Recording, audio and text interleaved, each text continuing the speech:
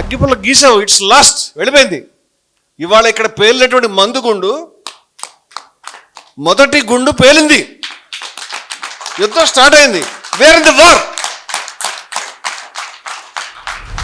విజయనగరం నడిచే రోజుల్లో బహుశా రేపు లేచి కళ్ళు విప్పి చూస్తామేమో అని అనిపించేది కాదు. ఇవాళ లాస్ట్ అని చాలాసార్లు అనిపించేది. యుద్ధక్షేత్రాన్ని చూసి మా మనసు ఊబిళ్ళూరుతూ ఉంది. ఎందుకంటే ఇది మా ప్లేస్, మేము ఉండేది ఇక్కడే. ఇక్కడ తీసుకొచ్చారు, మీరు మంచి పని చేశారు. ఆ సంఘానికి ఈ స్వతంత్ర దినోత్సవానికి సంబంధం ఏంటని అడుగుతున్నాను నేను. ఏం చేసావు నువ్వు? ఏం చేసావు?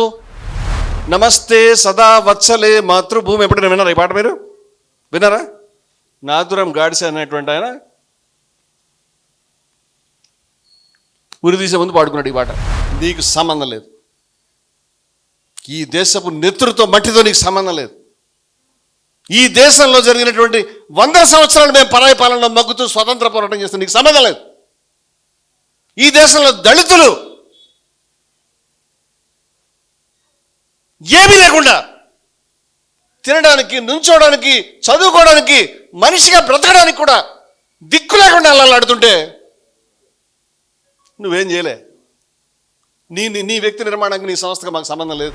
ఈ కులాలు ఉండాలి అని చెప్పావు, మనువు కావాలి అని చెప్పావు,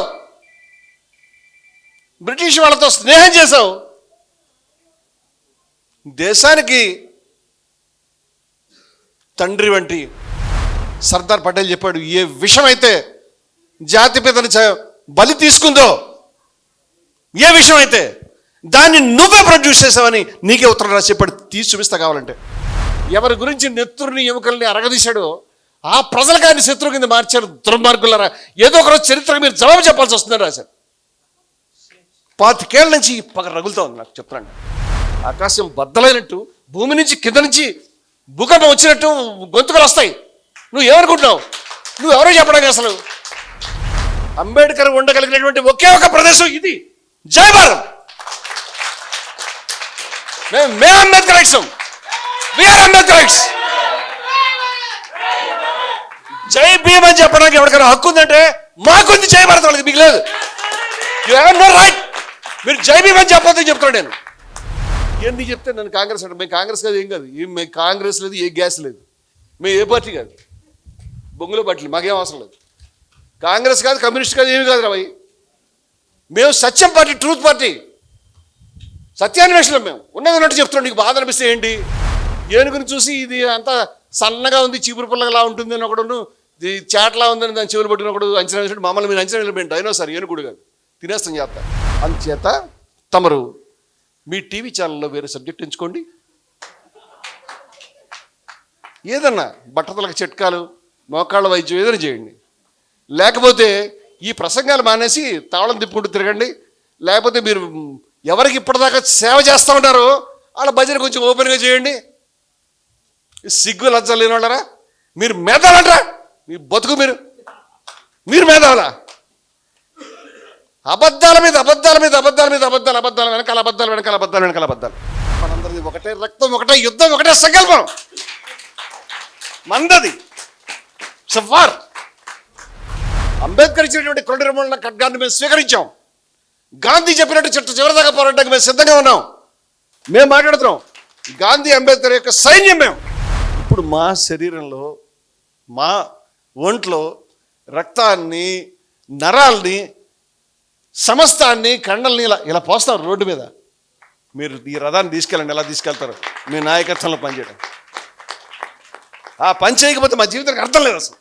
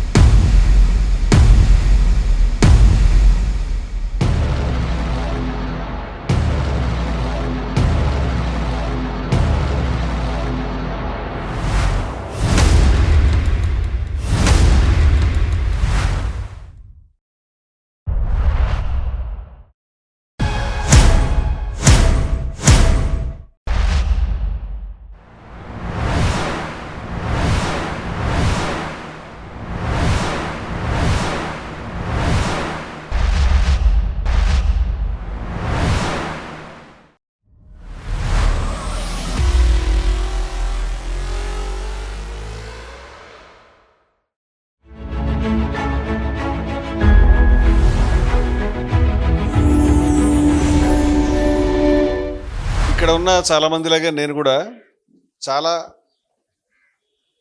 పరవశంలో చాలా ఉద్వేగానికి లోనే ఉన్నాను.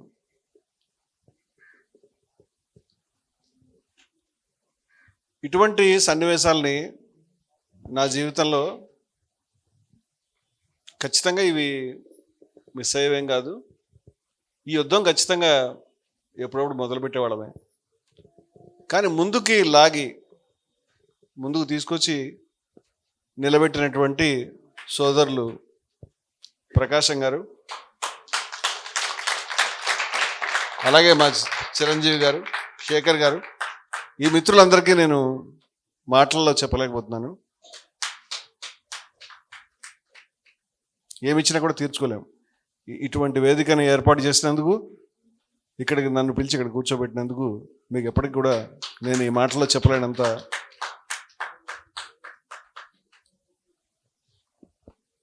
మైకోస్కీ అని రష్యా కవి ఒక ఆయన రాశాడు, కాలం కడుపుతో ఉండి కార్ల్ మార్క్స్ని కన్నది అని. కాలం కడుపుతో ఉన్నప్పుడు దానికి ఆ సన్నివేశానికి అవసరమైనటువంటి మనిషి వస్తాడు. యదా యదా హి ధర్మస్య అని గీతాకారుడు చాలా వేల ఏళ్ల క్రితం దాదాపుగా ఇలాంటి మాటలు రాశాడు. కానీ కాలం కడుపుతో ఉండి ఎవరిని కనట్లేదంటే నేను చాలా కాలం నుంచి ఆవేదన చెందుతూ ఉన్నాను. ఇవాళ హఠాత్తుగా నాకు 2 బిడ్డల్ని కనింది, ముగ్గురు, మా చిరంజీవి, మా ప్రకాశం గారు, శేఖర్ గారు. వీళ్ళని చూసినప్పుడు నేనైతే మా పరిచయం బహుశా చాలా స్వల్పమైనది, నిన్న మొన్నటి పరిచయం. ఒక నెల క్రితం నాకు ఎవరైనా ఇలాంటి జరుగుతుందని చెప్తే నమ్మేవాడిని కాదు అసలు. బహుశా ఎక్కడైనా వీళ్ళకి సంబంధించిన వార్తలు వస్తే నేను చూసేవాడిని కాదేమో, వీళ్ళున్న సభకు వెళ్ళేవాడిని కాదేమో, నేనున్న సభకు కూడా వాళ్ళు వచ్చేవాడు కాదేమో కూడా. అంచేత నేను ఎంత ఎగ్జైట్మెంట్లో ఉన్నాను, వాళ్ళు అంత ఎగ్జైట్మెంట్లో ఉన్నారు. ఇది గొప్ప చారిత్రక సన్నివేశం. నేను మళ్ళీ చెప్తున్నాను, ఇవాళ మందు గుండు ఏదైతే ఉన్నదో it is out our hands. ఎవరో అన్నారు, మరీ ఇంత ఉద్వేగంగా ఎందుకండి అని. నేను మన చేతుల్లో ఏముంటుందండి, మనకి మీకంత భ్రమ ఎందుకు, లైఫ్ నీ చేతిలో ఉండదు. ఆయన అనుకున్నాడు అలా చేస్తానని, ప్రకృతే కంపించింది. అగ్గిపుల్ల గీసావు, ఇట్స్ లాస్ట్, వెళ్ళిపోయింది. ఇవాళ ఇక్కడ పేలినటువంటి మందు గుండు, మొదటి గుండు పేలింది, యుద్ధం స్టార్ట్ అయింది. Where in the war.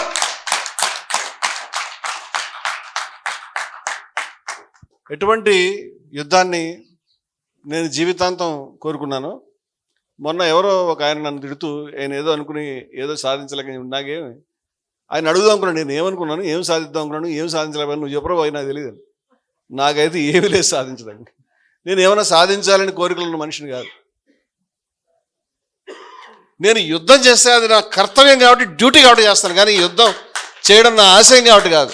నాకు ఆశయాలు కోరికలు లేవు, నాకు డ్యూటీస్ ఉన్నాయి, ధర్మం ఉంది. కత్తి పట్టు నిలబడి ఉంటాను. నేను అక్కడ నిలబడినంతకాలం అడుగు పెట్టడానికి వీలేదు, అంత సీరియస్గా ఉంటాను. దాన్ని it's a duty, nothing else. అంచేత దాంట్లో గెలుపు ఓటమి ఏ తేడా లేదు, రెండు ఒకటే, ఓటమే లేదు నా దృష్టిలో. అలా ఉంటుంది నా జీవితం. అటువంటిది ఇవాళ ఈ యుద్ధం చాలా కాలం క్రితం విజయవిహారం నడిచే రోజుల్లో బహుశా రేపు లేచి కళ్ళు విప్పి చూస్తామేమో అని అనిపించేది కాదు. ఇవాళ లాస్ట్ అని చాలాసార్లు అనిపించేది. నేను దానికి సంతోషంగా ఈ మూమెంట్లో పోమంటే ఇప్పుడు పోతానని, ఈ మూమెంట్లో నిన్ను నరికేస్తానంటే నువ్వేం చేస్తావని దయానంద సరస్వతిని అడిగితే ఒక వేద సూక్తం చెప్తాను అని చెప్పాడు. చదువుకుంటాను, అంతకంటే ఏం లేదు. నేను ఎక్కడ కొట్టమంటావు అడిగితే ఇక్కడ కొట్టు, ఇక్కడ తల, సమస్త మస్తిష్కం అనేది సమస్త జ్ఞానానికి ప్రాణానికి కేంద్రం, ఇక్కడ కొట్టు అని చెప్పాడు. ఇక్కడ కొట్టు అనలే. అంచేత ఒక్క చిన్న కనురెప్పపాటు కాలం కూడా జంకు కానీ సంకోచం కానీ లేకుండా ప్రాణాలు ఇవ్వగలిగినటువంటి వాళ్ళము విజయవిహారం రోజుల నుంచి ఇవాళ దాకా. ఈరోజు చాలా కాలం నుంచి నన్ను ఒక శంక, బాధ అనేది పీడించడం ప్రారంభించింది. ఏమనంటే, ఈ పని చేయకుండా నేను చనిపోతానేమో, గాంధీ అంబేద్కర్లకు సంబంధించినటువంటి ఈ సమన్వయం అనేది ఒకటి చేయాలి కదా. కోరిక అనేది మంచి కానీ చెడు కానీ దుఃఖమే తీసుకొస్తుంది. కోరికలు దుఃఖాన్ని తీసుకొస్తాయని బుద్ధుడు చెప్పాడు. 4 ఆర్య సత్యాలు ఉన్నాయి, దుఃఖం ఉంది అని. అంటే దుఃఖమే తీసుకొస్తుంది, మంచి కోరిక చెడ్డ కోరిక అనేవి లేదు. ఎంత మనకు సాధ్యమై చేస్తాం ఖచ్చితంగా అనే దాని మీద ఉన్నాను నేను. ఇందాకంటే ఆ యుద్ధం కొన్నాళ్ళ తర్వాత వచ్చేది. ఇవాళ లైఫ్లో మనం నేర్చుకునేది, ఇప్పుడు కొంచెం పెద్దవాళ్ళం అయ్యాం కాబట్టి బహుశా పిల్లలుగా ఉన్నప్పుడు ఆ విషయం అర్థం కాదు. లైఫ్ అంతా ప్రతి మిల్లీమీటర్ మన చేతిలో ఏం ఉండదు. ఊహించడానికి ట్విస్టులు ఉంటాయి లైఫ్లో ఉన్న మజానే. అది ఏం జరుగుతుందో మనకు తెలియదు. సడన్గా మన యుద్ధంలో లాగి పారేశారు వీళ్ళు. ధన్యవాదాలు, హ్యాట్స్ ఆఫ్. యుద్ధ రంగానికి మమ్మల్ని తీసుకొచ్చినందుకు చాలా ధన్యవాదాలు. యుద్ధ క్షేత్రాన్ని చూసి మా మనసు ఊబిళ్ళూరుతూ ఉంది. ఎందుకంటే ఇది మా ప్లేస్, మేము ఉండేది ఇక్కడే. ఇక్కడ తీసుకొచ్చారు, మీరు మంచి పని చేశారు. ఇప్పుడు ఒక నిమిషం ఈ థండరింగ్ పక్కన పెట్టి కొన్ని ప్రశ్నలు వేసుకుందాం. నేను అడుగుతున్నది ఏమిటంటే, ఇప్పుడు అవసరమా? ఇన్ని సమస్యలు ఉన్నాయి కదా. ఇప్పుడు ఈ గాంధీ అంబేద్కర్ని ఎందుకు మొదలుపెట్టారు వీళ్ళిద్దరు? మళ్ళీ ఆవిడెవరో కూడా తెలియదు, దాక్షాయణి వేలాయుధన్. నేను కేరళ వెళ్ళి కేరళలో చూపించి చెప్పిన ప్రైడ్ ఆఫ్ కేరళ ఈవిడ చరిత్ర మేము తెలుగులో రాసుకోలేము, మేము ఇంకా రాసుకోలేదని. రాజ్యాంగ రచన సభలో ఏకైక దళిత మహిళ, భారతదేశం మొట్టమొదటి దళిత మహిళ గ్రాడ్యుయేట్, ఆవిడ చరిత్ర మేము రాసుకున్నామని. ఈ సోకాళ్ళు దళిత మేధావులు అని చెప్పుకునేవాళ్ళు, అంబేద్కరేట్లు అని చెప్పుకునేవాళ్ళు సోకాళ్ళు అని మాత్రం ఖచ్చితంగా అంటాను. కనీసం దాక్షాయణి వేలాయుధన్ చరిత్ర వచ్చిన తర్వాత కూడా మాట్లాడడానికి, తలుచుకోవడానికి, ఉచ్చరించడానికి కూడా సిగ్గురవై. సరే, ఇప్పుడు ఎందుకు చేస్తున్నాం ఈ పని? ఈ ప్రశ్నకు సమాధానం కావాలి. ఈ గాంధీ ఏంటి, అంబేద్కర్ ఏంటి? మనం రోజువారీ జీవితంలో ఇప్పుడు మన పనులు, మనకు రాజ్యాధికారమో లేకపోతే హక్కులు, ఆశయాలు, స్కాలర్షిప్లో, ఉద్యోగం, విద్య, హాస్టళ్ళు, మంచినీళ్ళు, బాత్రూంలు సస్తా ఉన్నాం కదా. అంటే సమస్య ఏమని అర్థమైందంటే, నాకు ఒక ఇంట్లో ఒక తండ్రికి, ఒక అన్నకి, లేకపోతే పెదనాన్నకి, చిన్నాన్నకి, లేకపోతే అన్నకి, తమ్ముడికి గొడవ జరుగుతూ ఉంటే ఇల్లంతా దొంగలు ఖాళీ చేస్తూ ఉన్నారు. దీనికి ఎవడు జవాబు చెప్తాడని అడుగుతున్నాను నేను. వెనకాల ఇల్లంతా దొంగలు ఖాళీ చేస్తున్నారు, మీరు చూస్తున్నారా? నిన్న ఎర్రకోట దగ్గర నిలబడి, నాకే మొహమాట లేదు కాబట్టి మోడీ గారు, ఈ దేశ ప్రధాని, సిగ్గుతో తల వంచుకున్నా నేను. దేశ స్వతంత్ర దినోత్సవం రోజున వేల మంది ప్రాణాలు ఇచ్చినటువంటి, నెత్తురు ప్రవహించినటువంటి రోజున, వాళ్ళ యొక్క త్యాగాలు సఫలీకృతమైన రోజున ఆ ఎర్రకోట మీద నిలబడి జెండా ఎగరేసి 100 ఏళ్ళు పెట్టింది, మా సంఘం పెట్టాము, ఇది చాలా గొప్ప సంఘం, వ్యక్తి నిర్మాణం, ఇది చెప్పాడు. Who is responsible? ఎవడు బాధ్యుడు? ఈ నాటకాలేంటి? ఆ సంఘానికి ఈ స్వతంత్ర దినోత్సవానికి సంబంధం ఏంటని అడుగుతున్నాను నేను. ఏం చేసావు నువ్వు? 1925లో మొదలుపెట్టి ఏమీ చేయలే.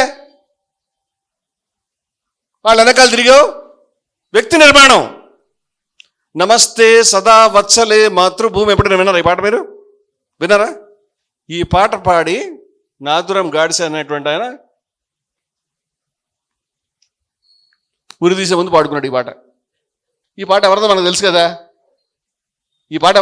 మీకు తెలుసా? ఈ పాట పాడి ఆయన ఉరి కొంబం ఎక్కాడు. ఇదేనా వ్యక్తి నిర్మాణం అంటే? దేశ ప్రధాని గారు చెప్తున్న వ్యక్తి నిర్మాణం ఇదేనా అని అడుగుతున్నాను నేను. ఆ రోజు ఆయన చచ్చిపోయాడని తెలిసి మీ శాఖల్లో మిఠాయిలు పంచుకోండి. ఇదేనా వ్యక్తి నిర్మాణం అంటే?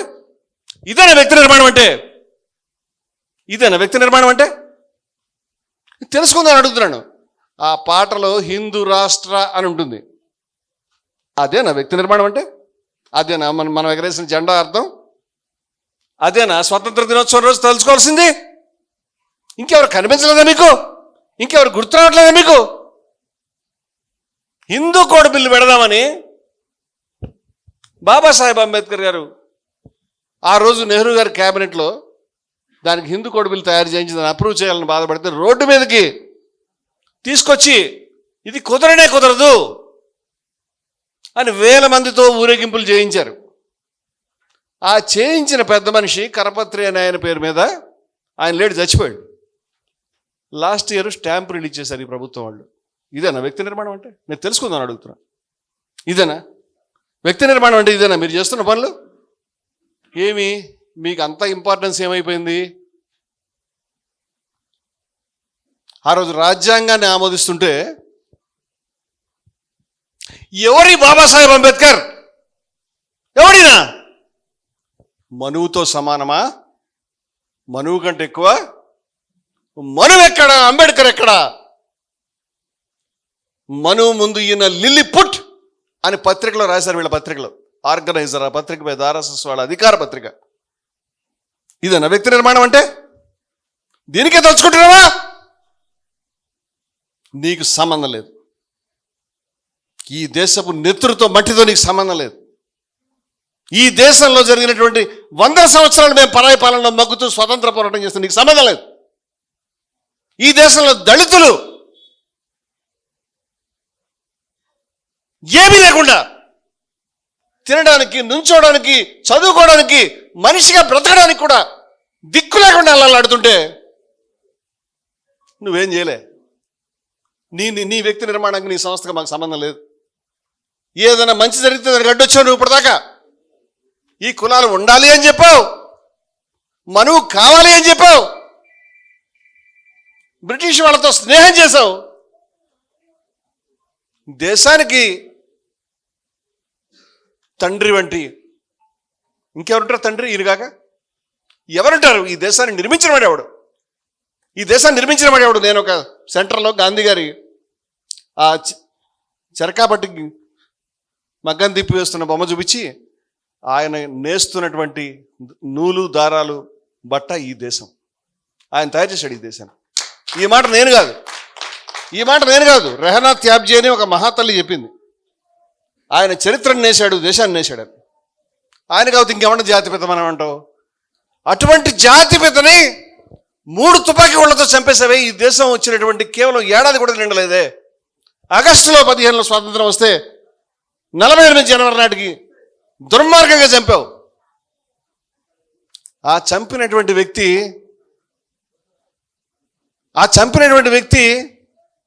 మాకే సంబంధం లేదండి, మాకు తెలీదు అని మీరు అంటున్నారు. కానీ ఆయన సర్దార్ పటేల్ చెప్పాడు, ఏ విషయం అయితే జాతిపితని బలి తీసుకుందో, ఏ విషయం అయితే దాన్ని నువ్వే ప్రొడ్యూస్ చేసావని నీకే ఉత్తరం రాసి చెప్పాడు. తీసి చూపిస్తా కావాలంటే. నేను చెప్పే ప్రతి మాటకి తీసి చూపిస్తాను. ఒక్క మాట కూడా కవిత్వం చెప్పడం నాకు రాదు, నేను చెప్పను. ఇప్పుడు నేనేమంటానంటే, వాళ్ళిద్దరికీ మధ్య సమాన వయస్కులు కారు. ఒకళ్ళని తండ్రి, ఒకళ్ళని కొడుకు అనొచ్చు, ఒకళ్ళని అన్నయ్య, ఒకళ్ళు తమ్ముడు అనొచ్చు. కానీ ఒకటే చెప్తున్నాను, ఒకే రక్తం వాళ్ళు, ఒకే యుద్ధం, ఒకే ఆశయం, ఒకే హృదయం. ఇవాళ వీళ్ళిద్దరికి మధ్య తగాదా పెట్టి ఈ దేశ ప్రజలకు శత్రువులైనటువంటి వాళ్ళు, ఈ దేశానికి ఏమి చేయలేనటువంటి వాళ్ళు, ఈ దేశాన్ని సర్వనాశనం చేసినటువంటి వాళ్ళు ఇవాళ వాళ్ళ భావజాలాన్ని మన నెత్తి మీదకి తీసుకొచ్చి రాజ్యాంగం మారుస్తాం. రిజర్వేషన్లు పనికిరావు. ఈ దేశానికి గాంధీ గారి జాతిపిత కాదు. మొన్నటిదాకా వివేకానందుడి పేరు చెప్పారు, ఇప్పుడు ఆయన కూడా డిస్క్వాలిఫైడ్, అవుట్. వాజ్పేయి గారు వచ్చినప్పుడు చాలా చెప్పారు, ఇప్పుడు ఆయన అవుట్, డిస్క్వాలిఫైడ్. అక్కడ గుడి దగ్గర తీసుకెళ్ళాడు ఆయన లాల్ కృష్ణ అద్వానీ, ఆయన కూడా అవుట్. ఇప్పుడు ఈయన వచ్చాడు, నెక్స్ట్ వెర్షన్ కూడా వస్తారు.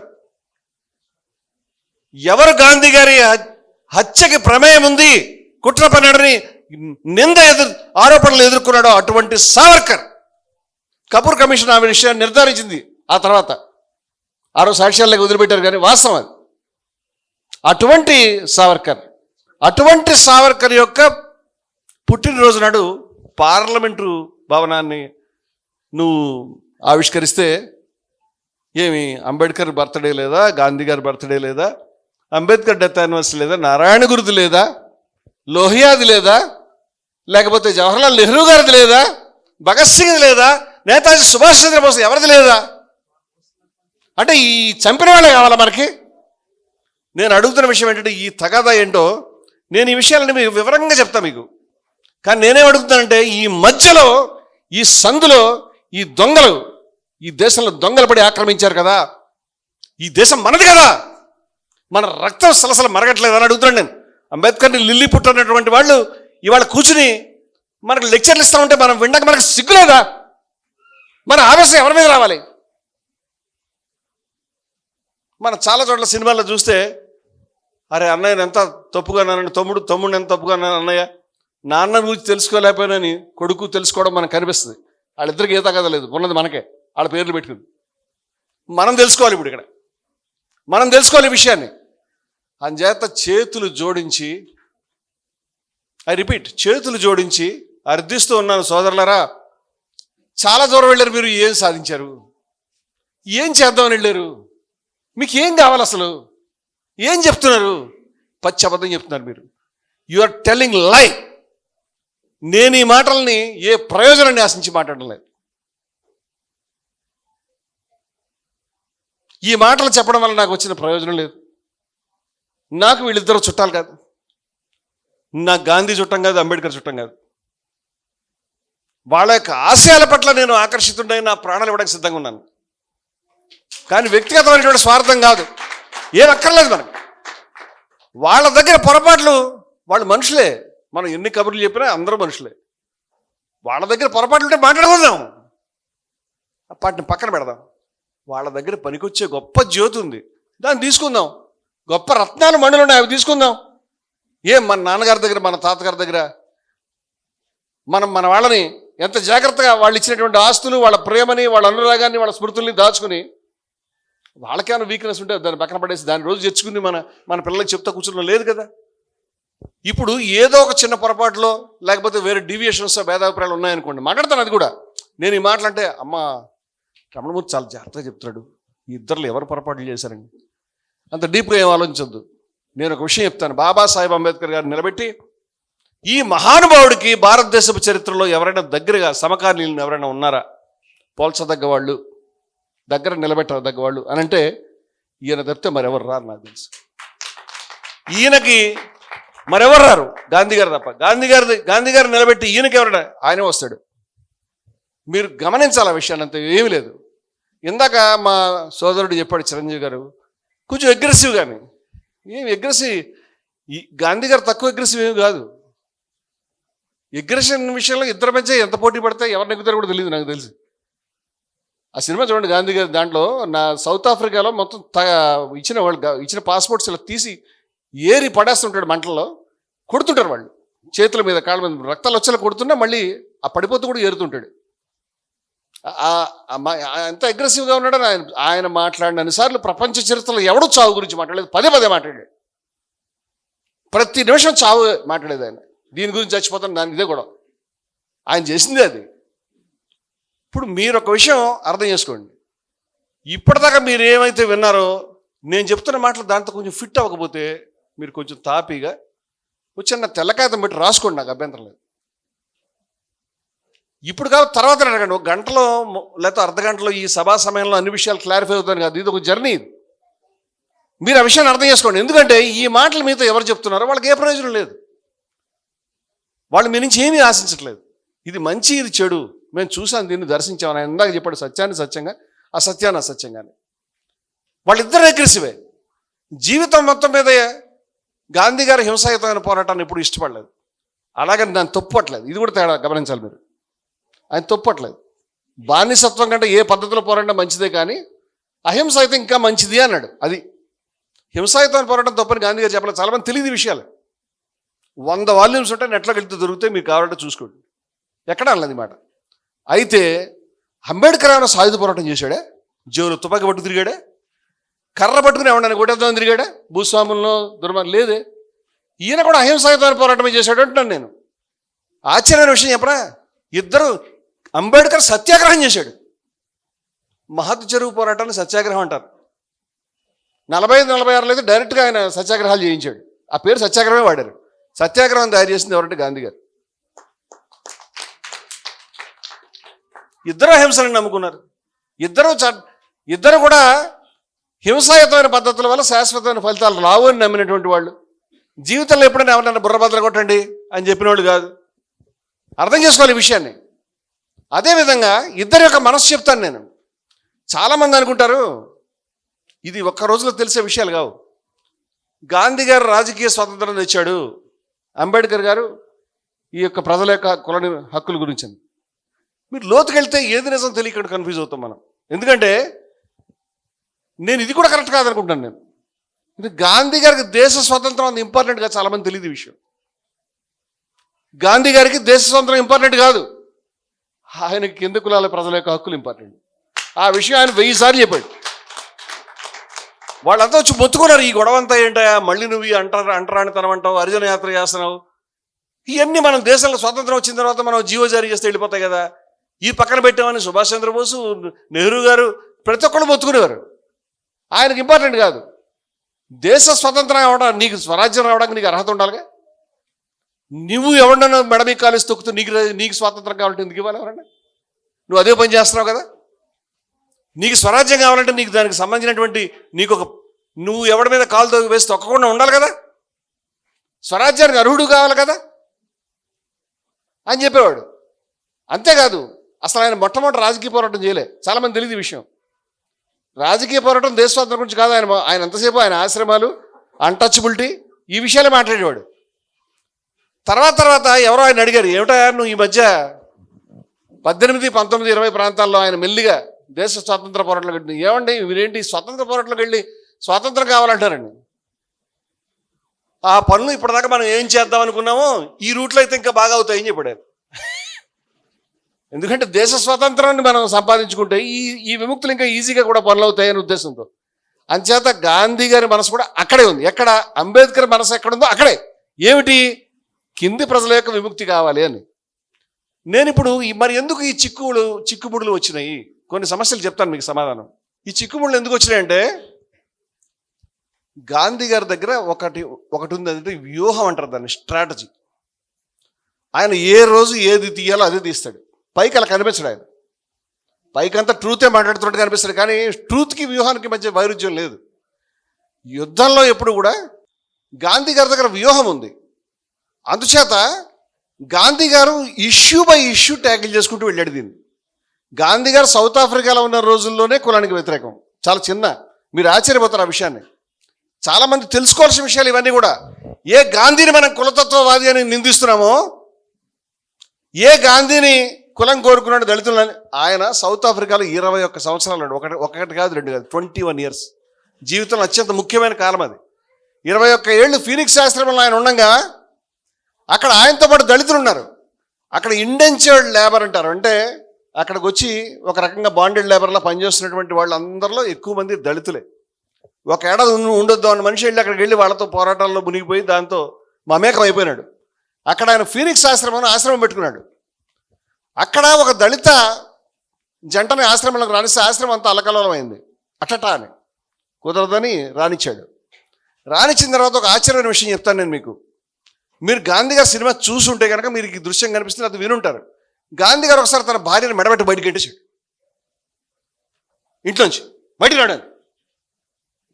ఆ తర్వాత ఆమె అంటుంది, నువ్వు ఏం మనిషివా అట్లా చేస్తావు, ఎక్కడికి పోమంటావు నన్ను, నేను నీ భార్యను కదా, నన్ను పోమంటే ఎక్కడికి పోమంటావు అంటే అంతలోనే ఆయన ఏడుస్తాడు. ఇది సినిమాలో కనిపిస్తుంది మనకి.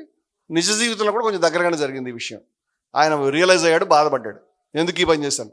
అంత కోపం ఎందుకు వచ్చిందంటే, ఆ రోజుల్లో ఆశ్రమంలో అంతా కూడా వంతులు వేసుకుని పనిచేసేవారు. ఈ వంతు మీకు డ్యూటీ వేస్తే మీరు ఆ పని చేయాలన్నమాట.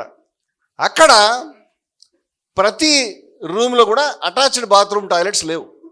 అందువల్ల రాత్రి 1 కానీ 2 కానీ వస్తే దానికి వేరే పాత్రలు ఉంటాయి. అది కల్చర్ వాళ్ళకి. ఒక మూత్ర పాత్ర అంటే సుసు పోసుకున్నటువంటి పాత్రని పొద్దున్న తీసుకెళ్ళి క్లీన్ చేయాలి. ఎవరు క్లీన్ చేయాలి? ఎవరు డ్యూటీ పడితే వాళ్ళు చేయాలి. నా డ్యూటీ పడింది అనుకోండి, అన్ని రూములకు వెళ్ళి ఆ ఉచ్చపోసిన పాత్ర తీసుకెళ్ళి క్లీన్ చేయాలి. ఒకరోజు కస్తూర్బా గారికి గాంధీ గారి భార్యకి డ్యూటీ పడింది. ఆవిడ ఈ దళితుడు కుటుంబం ఉన్నటువంటి ఆవిడకి దళిత కుటుంబం అక్కడ ఉండడాన్ని అంటరానితనం రోజులు అవన్నీ కూడా. అంటరానితనం ఈ జనరేషన్ తెలియదు. అని చెప్పి ఎంత యుద్ధం వాళ్ళు చేశారో ఆవిడకి తెలియదు. వాళ్ళని తాకడమే చాలా కష్టం ఆవిడకి. వాళ్ళు ఉన్న ఏరియాలో ఉండడమే కష్టం. ఆవిడ బ్రాటప్ అది. అందువల్ల అదే కష్టపడింది, ఇంక ఈయన మాట కాదనలేక. ఇప్పుడు ఆ ఇంట్లోకి వెళ్ళి అక్కడ గుమాస్తా ఉన్నాడు, ఆయన దళితుడు. ఆయన సుసు పాత్ర ఉంది, దాన్ని తీసుకెళ్ళి బయట పోసి దాన్ని కడిగి మళ్ళీ అక్కడ పెట్టాలి. మీ మూత్రం యొక్క పాత్రని తీయమంటే నేను కూడా అబాండ్. నా మూత్ర పాత్ర దీవెన అనుకుంటూనే తీస్తాం. మనమైనా అంతే, ఎవరు సంతోషంగా తీస్తాం. అది చాలా సహజమైంది. అది అంచేత ఆవిడ అక్కడికి వెళ్ళి అది ముట్టుకోవడానికి కొంచెం జంకింది. ఈయన మహాత్ముడు తీవ్రమైనటువంటి ఆగ్రహం చెంది ఆవిడ ఇంట్లోంచి గెంటైపోయాడు. ఆవిడని ఇంట్లోంచి గెంటైపోయాడనే విషయం చెప్పారు, కానీ ఎందుకు ఎవరు ఇప్పటిదాకా చెప్పలే. ఒక దళితుడి యొక్క మూత్రపాత్రను ముట్టుకునేందుకు సొంత భార్యను బయటకు గెంటేసే ప్రయత్నం చేసినటువంటి మనిషి ఇక్కడ కాదు, దక్షిణాఫ్రికాలో చేశాడు ఆ పని. దక్షిణాఫ్రికాలో చేశాడు ఆ పని. అప్పుడు ఈ దేశంలో స్వాతంత్రం లేదు, ఆ తర్వాత కూడా లేదు ఆయన చాలా కాలం. ఆ తర్వాత చెప్తాను నేను. ఇండియా వచ్చాడు. ఇండియా వచ్చిన తర్వాత ఆయన ఒక గురువుగారు గోపాలకృష్ణ గోఖలే అన్నట్టు మొత్తం అన్ని చోట్ల దేశం అంతా ఆయన పేరు ప్రతిష్టలు తీవ్రంగా ఉన్నాయి. సౌత్ ఆఫ్రికాలో మనవాడు చాలా యుద్ధాలు చేసి గెలిచాడు. కానీ ఆయన వెంటనే రంగంలోకి వెళ్ళలే. ఆయన గురువు ఏం చెప్పాడంటే, కొంచెం దేశం అంతా చూసిరావయ్యా, ప్రజలు ఎలా ఉన్నారు చూడమంటే ఆయన ఒక రైలు కంపార్ట్మెంట్ ఎక్కి భార్యతోటి మిత్రులతో కలిసి జర్నీ చేశాడు. ఆ క్రమంలోనే ఆయన మెల్లగా ఈ గావంసాకి అర్ధనగ్న ఫకీర్ అంటారు కదా, మామూలు గ్రామీణ రైతులు కట్టుకునేటువంటి ఒక పంచె, అడ్డపంచెకి సెటిల్ అయిపోయాడు. ఆ తర్వాత ఆయన ఒక ఆశ్రమం పెట్టుకున్నాడు. ఈ ఆశ్రమంలో నడుస్తోంది బాగానే అనుకున్నప్పుడు ఒక ఆటంకం వచ్చింది. ఏంటంటే, ఒక దళిత కుటుంబం వచ్చింది ఉండడానికి. ఉంటే మళ్ళీ ఇదే సమస్య. ఆ కుటుంబాన్ని ఆశ్రమంలోకి తీసుకొస్తే ఆశ్రమం మొత్తం కూలిపోతుంది. గాంధీ గారు ఈ ప్రపంచం కూలిపోయినా పట్టించుకునే మనిషి కాదు, వాళ్ళు ఉండాల్సిందే అని తెచ్చుకున్నాడు. ఈయన తెచ్చుకునేసరికి భార్య, నువ్వు వెళ్ళిపో, కావాలంటే ఇంటి దగ్గర ఉండని చెప్పాడు. సొంత తమ్ముడు మగన్లాల్ గాంధీ అని ఉంటాడు, గాంధీ గారి ఆశ్రమ వ్యవస్థలన్నింటికీ ఆయన మెయిన్ బ్రదర్ అనమాట. ఆయన నీతో పడలేరా ఇంకా అని తువాలు తీసి దులిపేసి వెళ్ళిపోయి చెప్పాడు. ఆశ్రమానికి డబ్బు ఇచ్చేవాళ్ళు ఇవ్వడం మానేశారు, రూపాయి లేదు. చాలామంది అన్నారు, ఆశ్రమానికి రూపాయి రాదే, ఆశ్రమం నడవదు ముందర, ఏం తిని బతకాలి, అందుకని వీళ్ళని కొంచెం బయట ఉండమని చెప్పి, కావాలంటే నీకు 10 రూపాయలు ఇచ్చిరా బయటకు వెళ్ళి, మనతో వద్దు అని చెప్పారు. గాంధీ చెప్పాడు, ఆ పరిస్థితి వస్తే, రూపాయలని పరిస్థితి వస్తే మనం అంత ఆకలికి మాడదాం. అంతగా పరిస్థితి వస్తే బయటకు వెళ్ళి భౌతిక శ్రమ చేసుకుని డబ్బులు సంపాదించుకుని ఆశ్రమానికి నడిపించుకుందాం, కానీ ఎట్టి పరిస్థితుల్లోనే వెళ్ళని బయటకు పంపించని చెప్పాడు. వాళ్ళతో ఉన్నాడు. ఇదంతా స్వాతంత్రానికి ముందు. ఆ తర్వాత ఆయన స్వాతంత్రోద్యమంలోకి వచ్చాడు. అంటే మనిషి యొక్క నిశ్చయాన్ని చెప్తున్నాను నేను. ఇవన్నీ తెలియకుండా ఇవాళ రకరకాల అబద్ధం. నేను కేరళ వెళ్ళినప్పుడు నారాయణగురు క్యాంపులో వాళ్ళు మాట్లాడుతూ, ఆయన క్యాస్టిస్ట్ అంటే పిచ్చి మాటలు మాట్లాడదు చెప్పారు. ఎందుకు అబద్ధాలు చెప్తారు మీరు అంటే, అవునవును నిజమేనండి. నిజమేం తెలిసి ప్రొఫెసర్ ఆయన, నిజమేం తెలిసి అబద్ధం ఎందుకు చెప్తున్నావు, ఊరు దుర్మార్గుడా, నిజం తెలిసి అబద్ధం చెప్తున్నావా? ఇవాళ అటువంటి మనిషి ఎవరి గురించి నెత్తురు ఎముకలు అరగదీశాడు. ఈ మాట నేను 25 ఏళ్ల క్రితం రాశాను, 25 years బ్యాక్, విజయ విహారంలో 2001 మా మీద దాడి జరిగింది. మొత్తం అన్ని చోట్ల మొత్తం సీజ్ అయినాయి, అరెస్టులు అయినాయి. మళ్ళీ మేము తెరిచాం. మళ్ళీ తెరిచినప్పుడు ఈ ఫస్ట్ ఇష్యూ రాసినప్పుడు ఈ 1-2 నెలల్లోనే ఓ పెద్ద యుద్ధం. ఆ పుస్తకానికి దొరుకుతాయి, అక్కడ మీకు కావాలంటే పుస్తకం పేరు చెప్తాను. దాంట్లో ఈ మాట రాశాను, ఎవరి గురించి నెత్తురుని ఎముకల్ని అరగదీశాడో ఆ ప్రజలకు ఆయన శత్రువు కింద మార్చారు దుర్మార్గులారా, ఏదో ఒకరోజు చరిత్రకు మీరు జవాబు చెప్పాల్సి వస్తుందని రాశారు. 25 ఏళ్ల నుంచి పగ రగులుతూ ఉంది నాకు, చెప్తున్నాను. గాంధీ గారు గొప్పవాడంటే ఆ మాట చెప్పుకునే అవకాశం మనం రమణమూర్తి కూడా చెప్పుకునిద్దాం. ఎవడో ఒక ఆయన నాకు అవతల, నువ్వు ఎవడో నాకు చెప్పడం కాదు, నువ్వు ఎవడో అవకాశం ఇవ్వడానికి. ఆకాశం బద్దలైనట్టు, భూమి నుంచి కింద నుంచి భూకంపం వచ్చినట్టు గొంతుకలు వస్తాయి. నువ్వు ఏమనుకుంటున్నావు, నువ్వు ఎవరో చెప్పడానికి, అసలు అంత ఈజీ అనుకుంటావా సత్యాన్ని ఇలాగా అరేంజ్ చేసి చెప్పడానికి? నేను 46 రణబేరి సభలు పెట్టాం 2018-19లో. ఈ సంగారెడ్డిలో కూడా సభ జరిగింది, అన్ని చోట్ల సభలు జరిగినాయి. ఆ సభలన్నింటిలోనూ మేము అందరి బొమ్మలు పెట్టేవాళ్ళం. ఆ సభ గాంధీ అంబేద్కర్ సబ్జెక్ట్ కాదు. గాంధీ బొమ్మ ఎందుకు పెట్టావు అంటే, నేను చెప్పేవాడిని, ఇగో నేను ఇక్కడ 2 గంటల నుండి మాట్లాడతాను, ఆడ కూర్చో, నీ చేతిలో నీ సెల్ ఫోన్ ఉంది, వెతుకు, ఏం వెతుకుతావు. మనిషి సమానం కాదు, ఒక మనిషి ఎక్కువ, ఒక మనిషి తక్కువ అని గాంధీ గారు చెప్పినట్టుగా ఒక్క ముక్క తీసి చూపించు. ఈ బ్యానర్ చించేసి వెళ్ళిపోతానని చెప్పాను. నా జీవితంలో ఎక్కడ పెట్టను ఈ బ్యానర్, మాకే అవసరం, నువ్వు మా కళ్ళు తెరిపించవా? ఇది చూసేవాళ్ళకి మీకు చెప్తున్నా, మా కళ్ళు తెరిపించండి ఆయన, బుద్ధి చెంపలేసుకుని మేము మాకేం గాంధీ గారు చుట్టం కాదు, అంబేద్కర్ చుట్టం కాదు. కానీ నేను మిమ్మల్ని అడుగుతున్నటువంటి ప్రశ్నలు ఏంటంటే, అంబేద్కర్ అని చెప్తున్నారు కదా, అంబేద్కర్ పేరు మీద సంఘం, అంబేద్కర్ పేరు మీద కండువాలు, అంబేద్కర్ పేరు మీద ఫోటోలు, అంబేద్కర్ పేరు మీద ఆఫీసులు, అదే కదా జీవితం. అంబేద్కర్ పేరు మీద వసూళ్ళు ఎందుకు లేకూడదు, మళ్ళీ బాధపడతారు. ఓకే, నేను అడుగుతున్నా, అంబేద్కర్ భార్య బొమ్మ ఎందుకు లేదు దాంట్లో? ఎందుకు లేదు? ఎందుకు లేదు మీ ఆఫీసులో? ఎందుకు లేదు? నువ్వు చెప్పు జవాబు.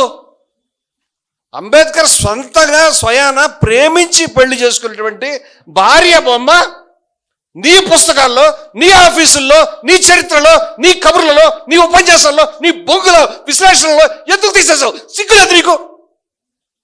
భార్య బొమ్మ తీసేస్తావా? ఎవరినైనా కూడా నువ్వు రాన్న ఇంట్లోకి, మీ ఆవిడ కొంచెం బయట కూర్చోమనంటే ఏమంటావు? చెప్పు తీసుకొడతానని చెప్పు. అంబేద్కర్ చెప్పడనుకుంటున్నావా? అంబేద్కర్ గారు మీరు రండి, మీ భార్యను బయట ఉండమని అంటే ఏం చెప్తాడు ఆయన? ఏం చెప్తాడు తెలుసా? ఏం చెప్తాడు తెలుసా? తట్టుకోలేవు. అంబేద్కర్ ఉండగలిగినటువంటి ఒకే ఒక ప్రదేశం ఇది, జై భారత్. మేము అంబేద్కరైట్స్, వీఆర్ అంబేద్కరైట్స్. జై భీమ్ అని చెప్పడానికి ఎవరికైనా హక్కు ఉందంటే మాకుంది, జై భారత్ వాళ్ళకి మీకు లేదు. You have no right. మీరు జై భీమ్ అని చెప్పొద్దని చెప్తాను నేను. జై భీమ్ అంటే అర్థం తెలుసా నీకు? ఈ పిచ్చి పిచ్చి జై భీమ్ అంటే చాలా వినయవంతుడు, పరాక్రమవంతుడు, గుణవంతుడు, ఈ తింగరార్థాలు మానే. జై భీమ్ అంటే జై భీమరావు అంబేద్కర్, మాకు తెలుసా విషయం, మాకేం భయం బయలేదు, మా హీరో, మేము చెప్తాం విషయాన్ని. కానీ ఒక విషయం చెప్తాను నీకు, అంబేద్కర్కి జై అంటే అర్థం ఆయనకి వ్యక్తిగా జై అని కాదు, ఆయన ఆశయానికి జై అని. ఆయన ఆశయం కుల నిర్మూలన, క్యాస్ట్ అనిలేషన్. నీ దగ్గర కుల నిర్మూలన ఉందా అని నా క్వశ్చన్. ఉందా ఏమ్మా? ఉందా? విన్నావా ఎప్పుడైనా? చెప్పావు కదా జై భీమ్ అని. జై భీమ్ అంటే జై కుల నిర్మూలన అని. నీ దగ్గర ఉందా అని అడుగుతున్నాను. ఉందంటే మరి ఇప్పుడు నాకు జవాబు చెప్పు. వాళ్ళిద్దరూ చిన్నప్పుడు పెళ్లి చేసుకున్నారు. పెళ్లి వయసు తెలియనటువంటి వయసులో రమాబాయి గారిని అంబేద్కర్ గారు పెళ్లి చేసుకున్నారు.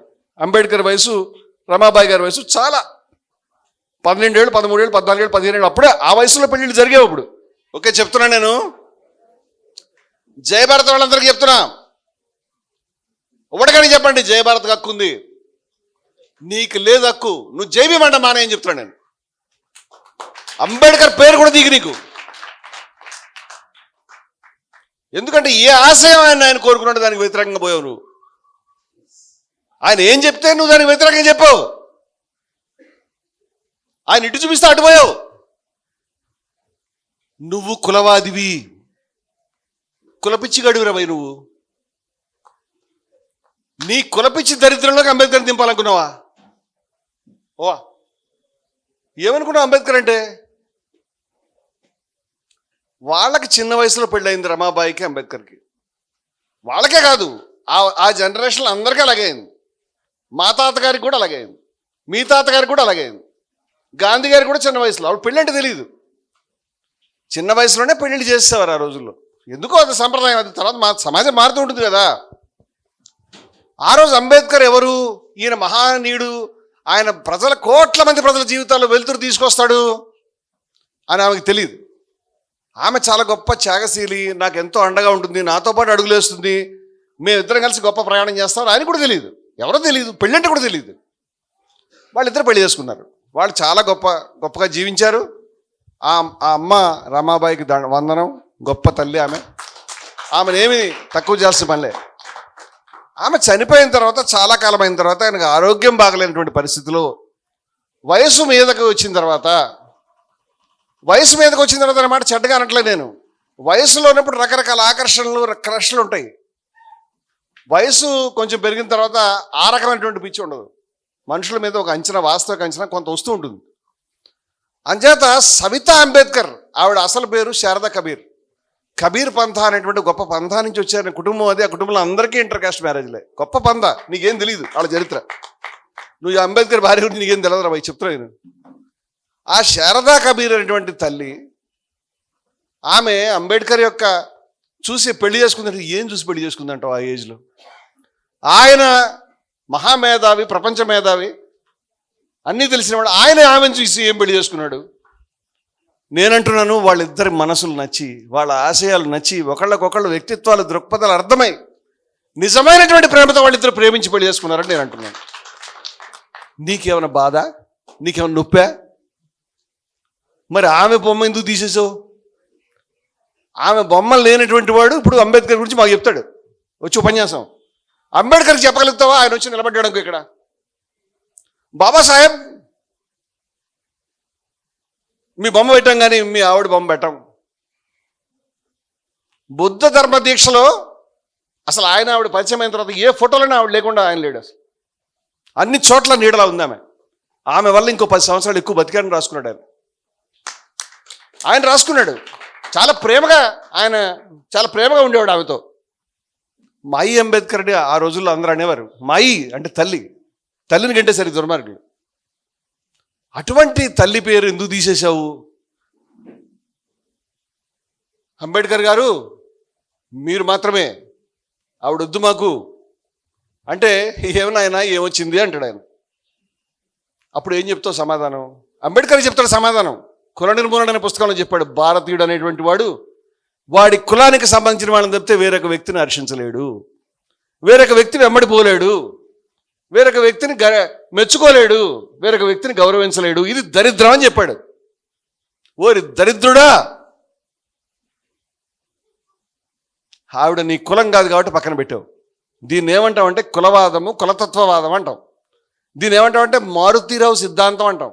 ఆయన కూడా అమృత అనేటువంటి తన కూతురు దళితుడిని పెళ్లి చేసుకుందని చంపేశాడు.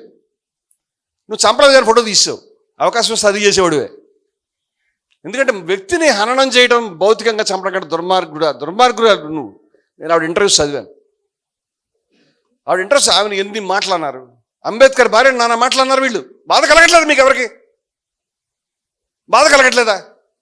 మీ ఇంట్లో ఆడవాళ్ళని మీ భార్య అంటే కూడా ఎలా ఉంటుంది? ఎన్టీ రామారావు గారు బాధపడ్డాడు, మీ భార్య నేను అన్నానా ఎందుకంటారని. అట్లాగా ఆ అంబేద్కర్ సంతోషపడతాడా ఆయన భార్యనంటే? విషకన్య అన్నారు, నాన్న మాట్లాడినారు ఆవిడని. ఆ మహాతల్లి ఈయన ఇందాక చెప్పాడు ఆ ఇంటర్వ్యూ, దాంట్లో మొన్న కాంగ్రెస్ నాయకుడు చెప్పాడు, ఆమె అంగన్వాడీ సెంటర్లో ఏమీ లేకుండా అత్యంత పేదరికంతో బతికింది అంబేద్కర్ గారు చనిపోయిన తర్వాత. కానీ ఆత్మగౌరవాన్ని కోల్పోలే. నెహ్రూ గారు వచ్చి అమ్మా నీకు రాజ్యసభ ఇస్తాము, అక్కర్లేదు, నీకు వేరే ఏదన్నా ఏమీ వద్దు అని చెప్పింది ఆమె. చింతామోహన్ స్వయంగా చెప్తున్నాడు, మీరు నమ్మతే నమ్మండి, ఆ వీడియో మీకు దొరుకుతుంది కావాలంటే. ఆయన చూసిన వ్యక్తి ఆ సవితా అంబేద్కర్ని ఆయన చూసి అమ్మాయి ఏంటి పరిస్థితి అని పరిగెట్టుకుని వెళ్ళి ఆయన రోజు పివి నరసింహరావు దగ్గరికి వెళ్ళి, అంబేద్కర్ భార్య ఆ విధంగా ఉందయా, మరి అన్నం తింటున్నావా, ఏంది దారుణం అంటే. ఇదంతా ఎలా అనిపిస్తుంది మనకు? బీబీ అబ్దుల్ గాంధీ గారి సోదరి రాజుగాడితో తిరుగుతుంటే అడుక్కు తింటూ ఉంటారు.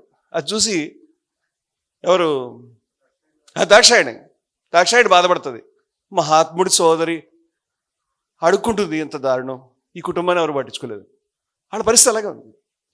అంబేద్కర్ భార్య ఆ విధంగా ఉంది అని పివి నరసింహరావు గారికి చెప్తే ఆయన ఆమెకి కౌరుబాబు పెట్టించి ఒక గ్రాంట్ చేయించాడు. ఆమె వచ్చింది. ఈ గ్రాంట్ పడి ఎవడు ఏం బాబు అంటే, అమ్మ మీకు బాగాలేదంటే, ఎవరు చెప్పారు నీకు ఇదంతా అంటే, అది ఆయన చెప్పాడు. ఆయన దగ్గరికి వెళ్ళి నువ్వేం చెప్పావు నా గురించి అని. ఏం లేదమ్మా, నువ్వు ఎందుకంత ఆవేశపడతావు, లాల్ బహదూర్ శాస్త్రి గారి భార్య ప్రభుత్వం నుంచి మీరు మంచి పదవుల్లో, మంచి హోదాల్లో, మంచి దేశానికి ఎంతో సేవ చేసిన వాళ్ళని గౌరవించుకోవడం దేశం బాధ్యత కదమ్మా. దీంట్లో ఏమైనా అవినీతి ఏమైనా తప్పేం లేదు కదమ్మా. లేదు, అంబేద్కర్ వేరు, లాల్ బహదూర్ శాస్త్రి వేరు.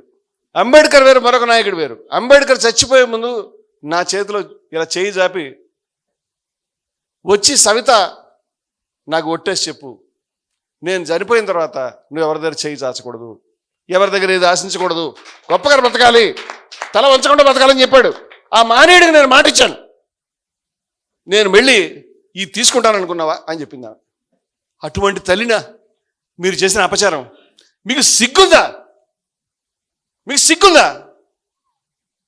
ఆ ఇంటర్వ్యూలో నేను ఒకసారి చదివాను, విచారణ రాశాను గుర్తురాదు. ఆమె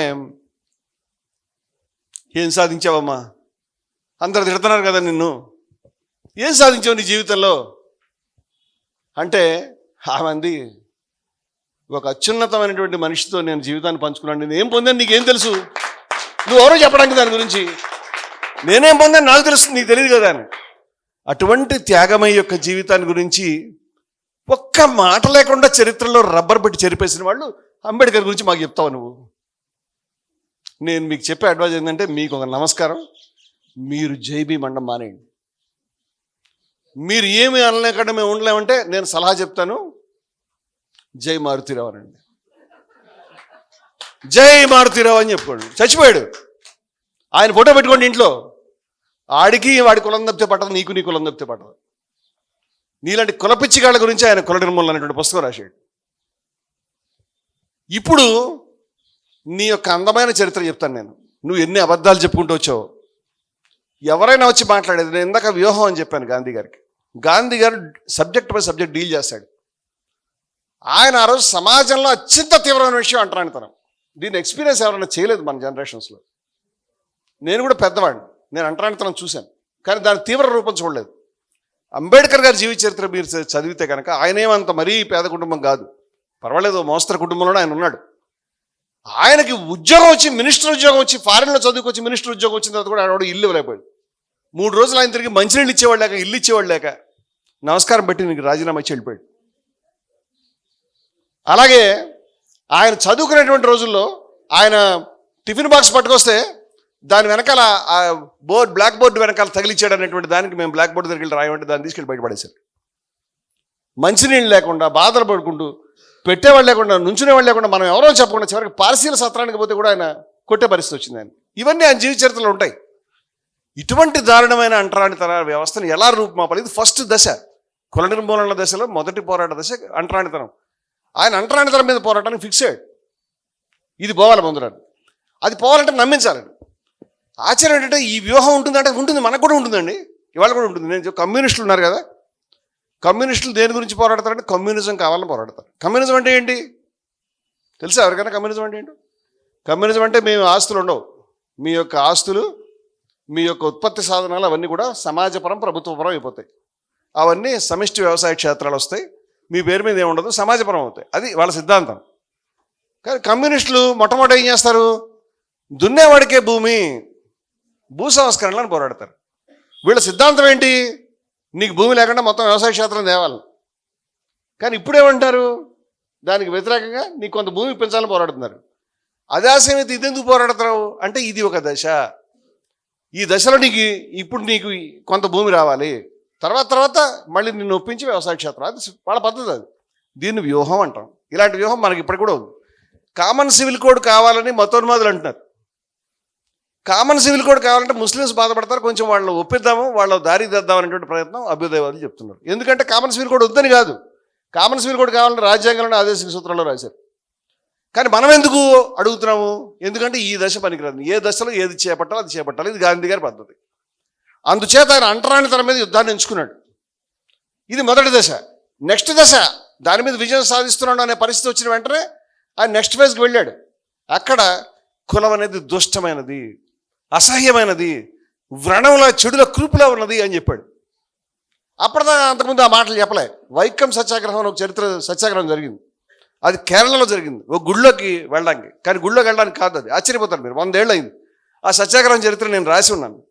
వైకం సత్యాగ్రహం 100 ఏళ్ల చరిత్ర. రవీంద్ర భారతి హైదరాబాద్లో పెద్ద సభ జరిగితే నేను కూడా దాంట్లో వెళ్ళి మాట్లాడాను. నారాయణ గురు లాంటి మహనీయుడు ఆ ఉద్యమంలో ఉన్నాడు, గాంధీ గారు ఉన్నారు దాంట్లో.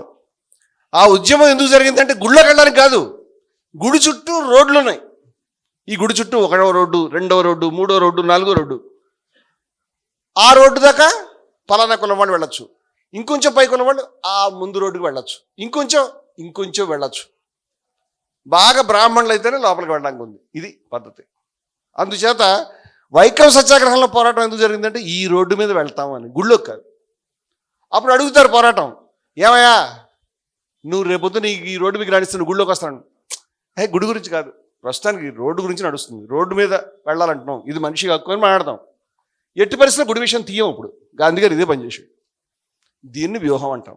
మనం హాస్టల్ గురించి పోయినప్పుడు హాస్టల్ ఫీజులు తగ్గాలి, హాస్టల్ ఫీజులు ఏం ప్రకాశం గారు హాస్టల్ ఫీజులు తగ్గాలంటున్నావు, అసలు కులమైన నిర్మూలన అవ్వాలని అంటావు కదా. ఆ సబ్జెక్ట్ వేరయ్యా బాబు, ఇక్కడ సబ్జెక్ట్ ఇదే. ఎందుకంటే ఎక్కడ ఏది అంతే. ఇది మన నిత్య జీవితంలో మనం చేసే దాంట్లో ఏం పెద్ద నేరమైన విషయం ఏం లేదు. గాంధీ గారు అంచేత స్ట్రాటజీగా ఉన్నాడు, అదే ఆయన చేసింది. రెండో విషయం చెప్తాను. గాంధీ గారి గురించి మీరు చెప్పే విషయాల్లో గాంధీ కాదు ఎవరి గురించైనా, అంబేద్కర్ గురించైనా, గాంధీ గురించైనా, వివేకానందుడి గురించైనా, మార్క్స్ గురించైనా, మీ ప్రపంచంలో బుద్ధుడు ఎవరి గురించైనా సరే సత్యాసత్య వివేచన చేయండి, తెలుసుకోండి. తెలుసుకోకుండా ఇది ఏది నమ్మవద్దు. నేను చెప్పిన మాటలు ఏదైనా తప్పు ఉందంటే నాకు చెప్పండి, నేను దిద్దుకుంటానని చెప్తున్నాను కదా. నేను నేర్చుకోవడానికి రెడీగా ఉన్నాను, నాకేం పని లేదు. ఇవాళ మార్నింగ్ 4 దాకా కూడా నేను చదువుకుంటున్నాను సబ్జెక్టు, తప్పేం లేదు దాంట్లో. మనం నిరంతరం మార్చుకోవచ్చు, దానికి ఏం తప్పులేదు. కానీ నమ్మడానికి దూకకండి. గాంధీ గారు రిజర్వేషన్లు ఎప్పుడు వ్యతిరేకించలేదు, శుద్ధ అబద్ధం అది. గాంధీ గారు వ్యతిరేకించింది ఏమిటయా అంటే విడి నియోజకవర్గాలను వ్యతిరేకించాడు. విడి నియోజకవర్గాలు అంటే చాలామంది తెలియదు. సెపరేట్ ఎలక్టరేట్ అని ఇంగ్లీష్లో అంటాం, తెలుగులో విడి నియోజకవర్గాలు అంటాం. పూనా ప్యాక్ట్ దాని గురించి జరిగింది. ఎర్రవాడలో ఆయన నిరాహార దీక్ష దాని గురించి జరిగింది. దీన్ని పట్టుకుని ఆకాశం భూమి కలుపుతున్నారు ఇప్పుడు దాకా. ఒక్క పూనా ప్యాక్ట్ మీద ఎవరైనా చర్చిస్తే దాని మీద 3-4 గంటలు మాట్లాడచ్చు, అంత సబ్జెక్ట్ ఉంది. దాని మీదే కూర్చొని మాట్లాడదాం ఎప్పుడైనా, నాకు అభ్యంతరం లేదు. ఇక్కడ అంత సబ్జెక్ట్ లేదు కాబట్టి కొంచెమే చెప్తాను దాని గురించి, కానీ చెప్పక తప్పదు. విడి నియోజకవర్గాలు బ్రిటిష్ ప్రభుత్వం గ్రాంట్ చేశారు. అది అంతకుముందు ముస్లింలకు గ్రాంట్ చేశారు. ముస్లింలకు గ్రాంట్ చేసిన తర్వాత వాళ్ళు పక్క తప్పుకున్నారు. బాబాసాహెబ్ అంబేద్కర్ విడి నియోజకవర్గాలకు అనుకూలమా అంటే కొన్ని సందర్భాల్లో అవును, కొన్ని సందర్భాల్లో కాదు. ఇది ఒక్క నాయకుడే కాదు, చాలామంది విషయాల్లో ఇది జరిగింది. మీకు బాబాసాహెబ్ అంబేద్కర్తో పాటు ఆ కాలంలో అనేక మంది గొప్ప దళిత నాయకులు, ఎంసీ రాజా గారు ఒక నాయకుడు ఉన్నాడు. అలాగే శ్రీనివాసన్ గారు గొప్ప నాయకుడు. వీళ్ళు అంబేద్కర్తో పోల్చదగ్గ నాయకులు. మన భాగ్యరెడ్డి వర్మ కూడా, వీళ్ళు గొప్ప నాయకులు. ఎంసీ రాజా గారు ఒక సందర్భంలో విడి నియోజకవర్గాలు కావాలి అన్నాడు, అంబేద్కర్ గారు వద్దు అన్నాడు. ఇది మొదటి రౌండ్ టేబుల్. రెండో రౌండ్ టేబుల్ వచ్చేసరికి ఈయన కావాలని ఆయన వద్దు అన్నాడు. ఎందుకంటే ఇవన్నీ కూడా కాలాన్ని బట్టి మారే వ్యూహాలు. ఇప్పుడు విడి నియోజకవర్గాలు తీసుకుంటే ఏం జరుగుతుంది? విడి నియోజకవర్గాలు తీసుకుంటే దాన్ని దూరంగా సొసైటీలో నీకు వేరే ఓటు ఉంటుంది, నీ యొక్క ప్రతినిధులు నువ్వు పంపించుకుంటావు.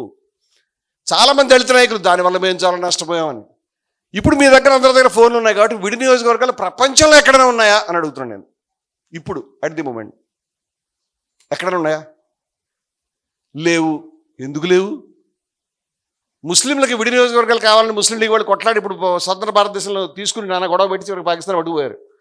పాకిస్తాన్ వచ్చిన తర్వాత అక్కడ మైనార్టీలు హిందువులు ఉన్నారు, వాళ్ళు విడి నియోజకవర్గాలు ఇచ్చారు, వాళ్ళకి ఇవ్వలేదు. ఇవాళ ఇంగ్లాండ్ వాళ్ళు మనకి ఇచ్చారు. ఇంగ్లాండ్ దేశంలో ఇవాళ కూడా హిందువులు, ముస్లింలు, సిక్కులు ఉన్నారు. ఇప్పుడు నువ్వు బ్రౌజ్ చేస్తే ఎవరు ఎంత శాతంలో ఉన్నారో తెలుస్తుంది. దళితులు కూడా ఉన్నారు. అక్కడ ఇస్తున్నారు విడి నియోజకవర్గాలు? ఇవ్వట్లేదు. ఎందుకు ఇవ్వట్లేదు? ఎక్కడా ఇవ్వదు, ఎక్కడా ప్రపంచంలో లేదు. ఇక్కడ ఎందుకు ఇచ్చారు, ఇప్పుడు ఎందుకు ఇచ్చారు? వాడి వ్యూహం వాడికి ఉంది, నిన్ను విడగొట్టాలి. 1937 ఎన్నికల్లో కాంగ్రెస్ 11 రాష్ట్రాల్లో బదులు 8 రాష్ట్రాలు నెగ్గింది. మిగతా రాష్ట్రాల్లో కూడా లాంగెస్ట్ పార్టీ, ఇంకో పార్టీ లేదు. దేశ ప్రజలంతా ఓ పార్టీ వెనకాల ఉన్నారు. ఇది నచ్చలేదు బ్రిటిష్ ప్రభుత్వానికి, అంచేత విడదీయాలి. 1916లో వాళ్ళు మొట్టమొదటిసారి ముస్లింస్ని విడదీశారు. అప్పుడు గాంధీ గారు లేడు రంగంలో. అదేం సరైన పని కాదు. అంబేద్కర్ చెప్పాడు ఇది విషయం, విడి నియోజకవర్గాలు మంచిది కాదని చెప్పాడు ఆ సందర్భంలో.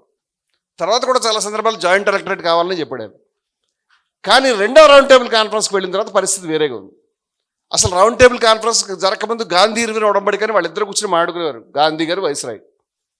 గాంధీ ఇర్విన్ ఉడంబడిక తర్వాత అది 20s జరిగింది. అబ్బా తప్పు చేసాం అని బ్రిటిష్ వాళ్ళు అనుకున్నారు. అంటే ఈయన ఒక్కడితో మాట్లాడుతుంటే ఈయన ఎక్కడికి వాల్యూ వస్తుంది, ఈయన లాభం లేదు, ఈయనకి వాల్యూ లేకుండా చేయాలి. అంచేత దేశ ప్రజలందరూ ఎన్నుకున్న పార్టీ కాంగ్రెస్ పార్టీ, జాతీయ పార్టీ, దాని నాయకుడితో మనం మాట్లాడకుండా దాన్ని ఆయన పక్కన కూర్చోబెట్టి ఆయన చుట్టూ 70 మందిని పెడతాం. ఆ 70 మంది ఎవరంటే మనం పంపించిన వాళ్ళే. వాళ్ళని రమ్మని వీళ్ళని అందరినీ కూర్చోబెట్టి ఇంతో మాడతాం. ఈ ప్రపంచంలో ఎక్కడైనా ఒక ట్రేడ్ యూనియన్, మా జోయల్కి ట్రేడ్ యూనియన్స్ తెలుసు, గుర్తింపు పొందిన ట్రేడ్ యూనియన్తో పాటు 70 మందిని కూర్చోబెట్టి మాడతారా? ఇవన్నీ తెలియట్లేదు ఎవరికి. అందరూ గాంధీ గారు వ్యక్తిగా వెళ్ళాడు కూడా. గాంధీ గారు కాంగ్రెస్ పార్టీ ప్రతినిధి. అక్కడ ఆయన ఏం మాట చెప్పినా ఇక్కడ చెప్పి చేయాలి. కాంగ్రెస్ పార్టీ దేశ ప్రజల ఏకైక ప్రతినిధి. ఇది కూడా అర్థం చేసుకోవాలి. ఇవేమి లేవు, అన్నీ మానేసి మాట్లాడతేలాగా. ఇప్పుడు విడదీసే ప్రయత్నం నేను అడ్డుకున్నాడు. ఎంసీ రాజా గారు గొప్ప మాట రాశాడు, నేను తర్వాత చదివాను. నేను ఆయన ఏమన్నాడు తెలుసా? విడి నియోజకవర్గాలు అనేది పొలిటికల్ అన్టచబిలిటీ అన్నాడు, రాజకీయ అంటరానితనం అని. వింటారు అందరూ? విడి నియోజకవర్గాలు అనేది అని గ్రహించి దాని నుంచి వెనక్కి వెళ్ళిపోతున్నాను నేను చెప్పాడు. ఎందుకంటే నిన్ను సమాజం నుంచి వేరు చేస్తుంది, నిన్ను పక్కన పెడుతుంది. మాకు అధికారం వస్తుంది. ఎవరికి అధికారం లేదురా నాయన. అప్పుడు బ్రిటిష్ వాళ్ళ ప్రభుత్వంలో వాళ్ళు పెట్టిన ఎన్నికల్లో ఎవరికైనా అధికారం ఉందని నువ్వు అనుకుంటున్నావు, నీ పిచ్చితనం అది. అధికారం లేదు అని 1939లో దేశ ప్రజలను యుద్ధంలోకి దింపేటప్పుడు బ్రిటిష్ వాళ్ళు ఇక్కడ ఉన్న వాళ్ళు ఎన్నుకున్నటువంటి పార్లమెంటుతో ఒక్క మాట చెప్పకుండా వాళ్ళు యుద్ధంలో దింపారని మొత్తం కాంగ్రెస్ గవర్నమెంట్స్ ఒక్క రోజులో రాజీనామా చేసి పారేసాయి. నువ్వు ఇచ్చిన వాల్యూ ఇదే అని. ఆ రోజు మనకు ఏ విలువ లేదు, మనకు స్వతంత్రమే లేదు. లేని అధికారం గురించి రాబోయే అధికారాన్ని మనం ఊహించుకుని మాట్లాడుతున్నాం. నేను చాలామంది దళిత నాయకులు అడిగాను, విడి నియోజకవర్గాల గురించి అంత బాధపడుతున్నావు కదా, గాంధీ గారు అడ్డు వచ్చేస్తారు పాపం అని. ఇప్పుడు గాంధీ గారు లేరు, అంబేద్కర్ లేడు, ఎవరు లేరు, నువ్వు ఉన్నావు కదా, నువ్వు చేయరాదా విడి నియోజకవర్గాలు కావాలని? ఎవడు చేయడు, అందరూ తెలుసు అది పనికిరందని. ఎక్కడ లేదు ప్రపంచంలో అది. అది ఎక్కడ అసందర్భమైనది. ఎంసీ రాజా ఒక మాట చెప్పాడు. ఎంసీ రాజా దగ్గరకు వచ్చి విడి నియోజకవర్గాలు కనుక నువ్వు తీసుకుంటే నీ ఓటు నువ్వు వేసుకోవచ్చు కదా అని చెప్పారు. ఆయన చెప్పాడు, నేను దీన్ని పొలిటికల్ అన్టచబిలిటీ అంటున్నాను నేను. కానీ ఒక జనరల్ నియోజకవర్గంలో నేనుంటే మా ఇంటికి వచ్చి ఎక్కడికి వాడు ఓట్లు అడుగుతాడు కదా, దీన్ని ఎందుకు మిస్ చేసావు నువ్వు అని అడుగుతున్నాడు. మా ఇంటికి వచ్చి అడగనివ్వండి, నాకు అది కోరిక, నేను అది కోరుకుంటాను అని చెప్పాడు. ఇదేమి విడి నియోజకవర్గాలు ఎక్కువ కాదు, జాయింట్ ఎలక్టరేట్ తప్పు కాదు. ఇప్పుడు ఈ రెండు రకాల పద్ధతులు. గాంధీ గారు ఏమన్నారంటే, దీన్ని విడదీస్తే దేశ ప్రజల నుంచి దళితులు వేరైపోతారు, స్వాతంత్ర పోరాటం నుంచి వేరైపోతారు, నష్టం జరుగుతుంది దేశానికి అన్నాడు.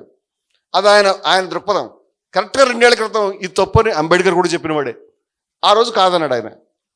ఇప్పుడు వాళ్ళిద్దరు చర్చ కూర్చున్నారు.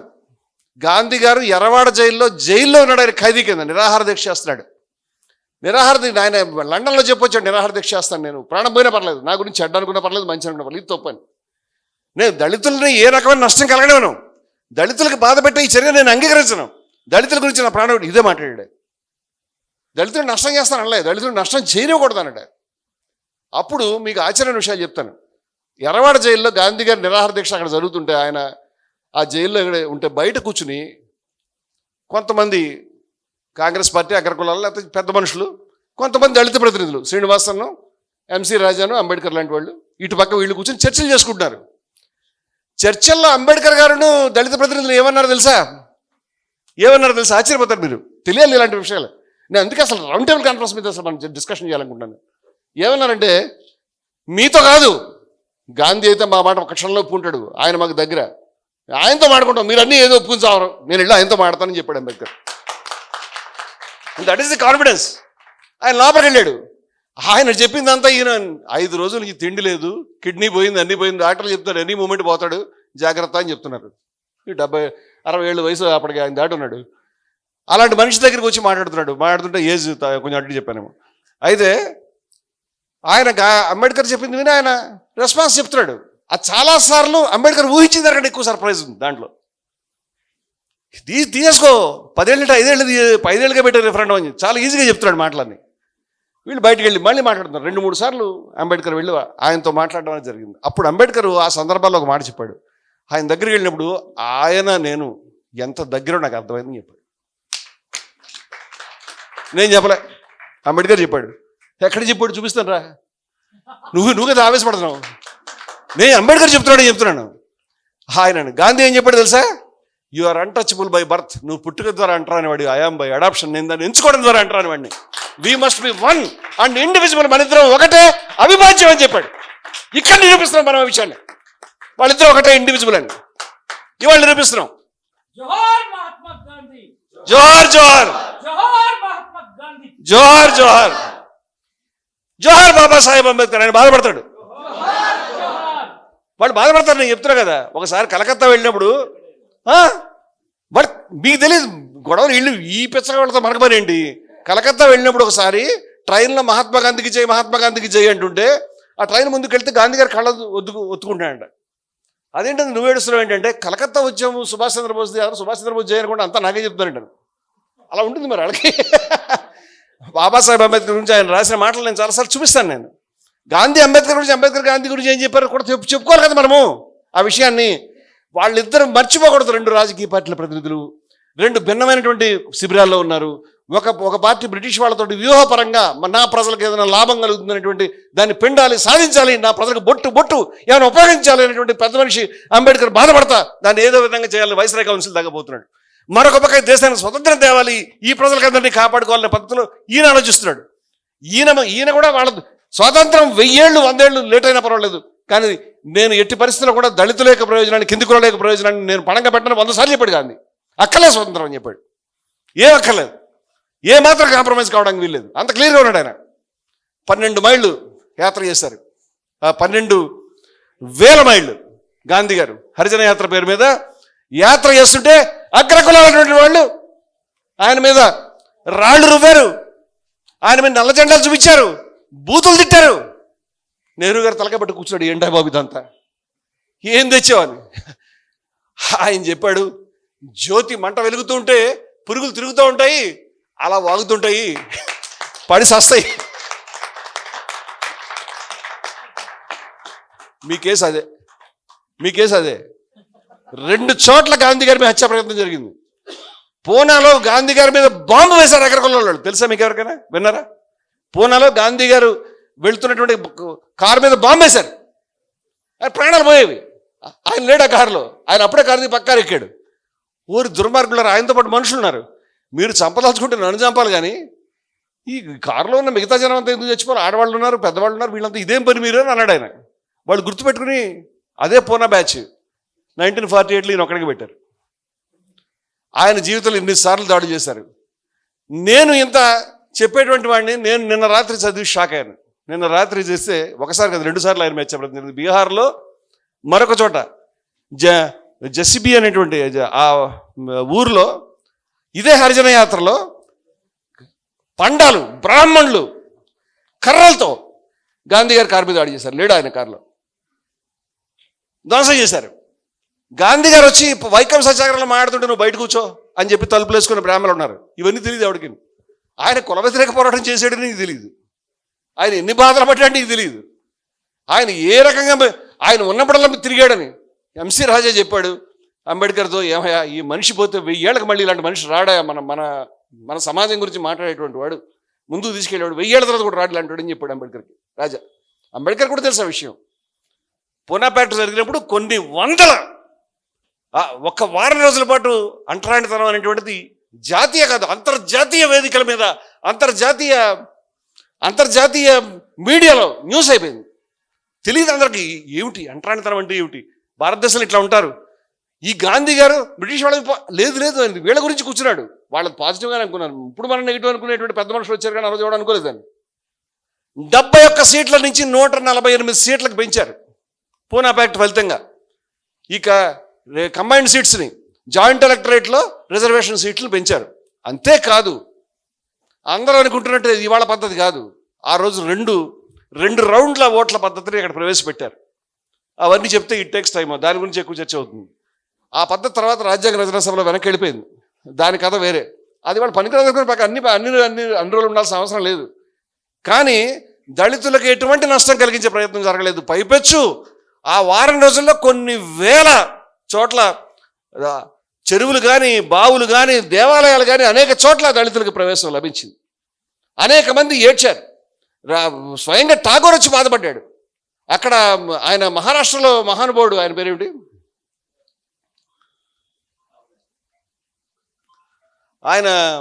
ఆయన బాధపడ్డాడు. గాంధీ గారు తిండి లేకుండా ఉన్నాడు, మనం ఇక్కడ కూర్చొని ఏం చేస్తున్నాం, మనం వెళ్ళాలి దళితులకి, మనం ఇది చేయాలని, ఇంటింటికి వెళ్ళాలి, దళితుల దగ్గరికి వెళ్ళాలి, అంటారంటే రూపుమాపాలి. పాన్ సుపారీ కార్యక్రమం పెట్టారు. పోనీ భోజనం పెట్టలేకపోతే కనీసం అందరూ కూర్చొని ఓసారి పాన్ తీసుకుని టీ తాగెళ్ళండి అని.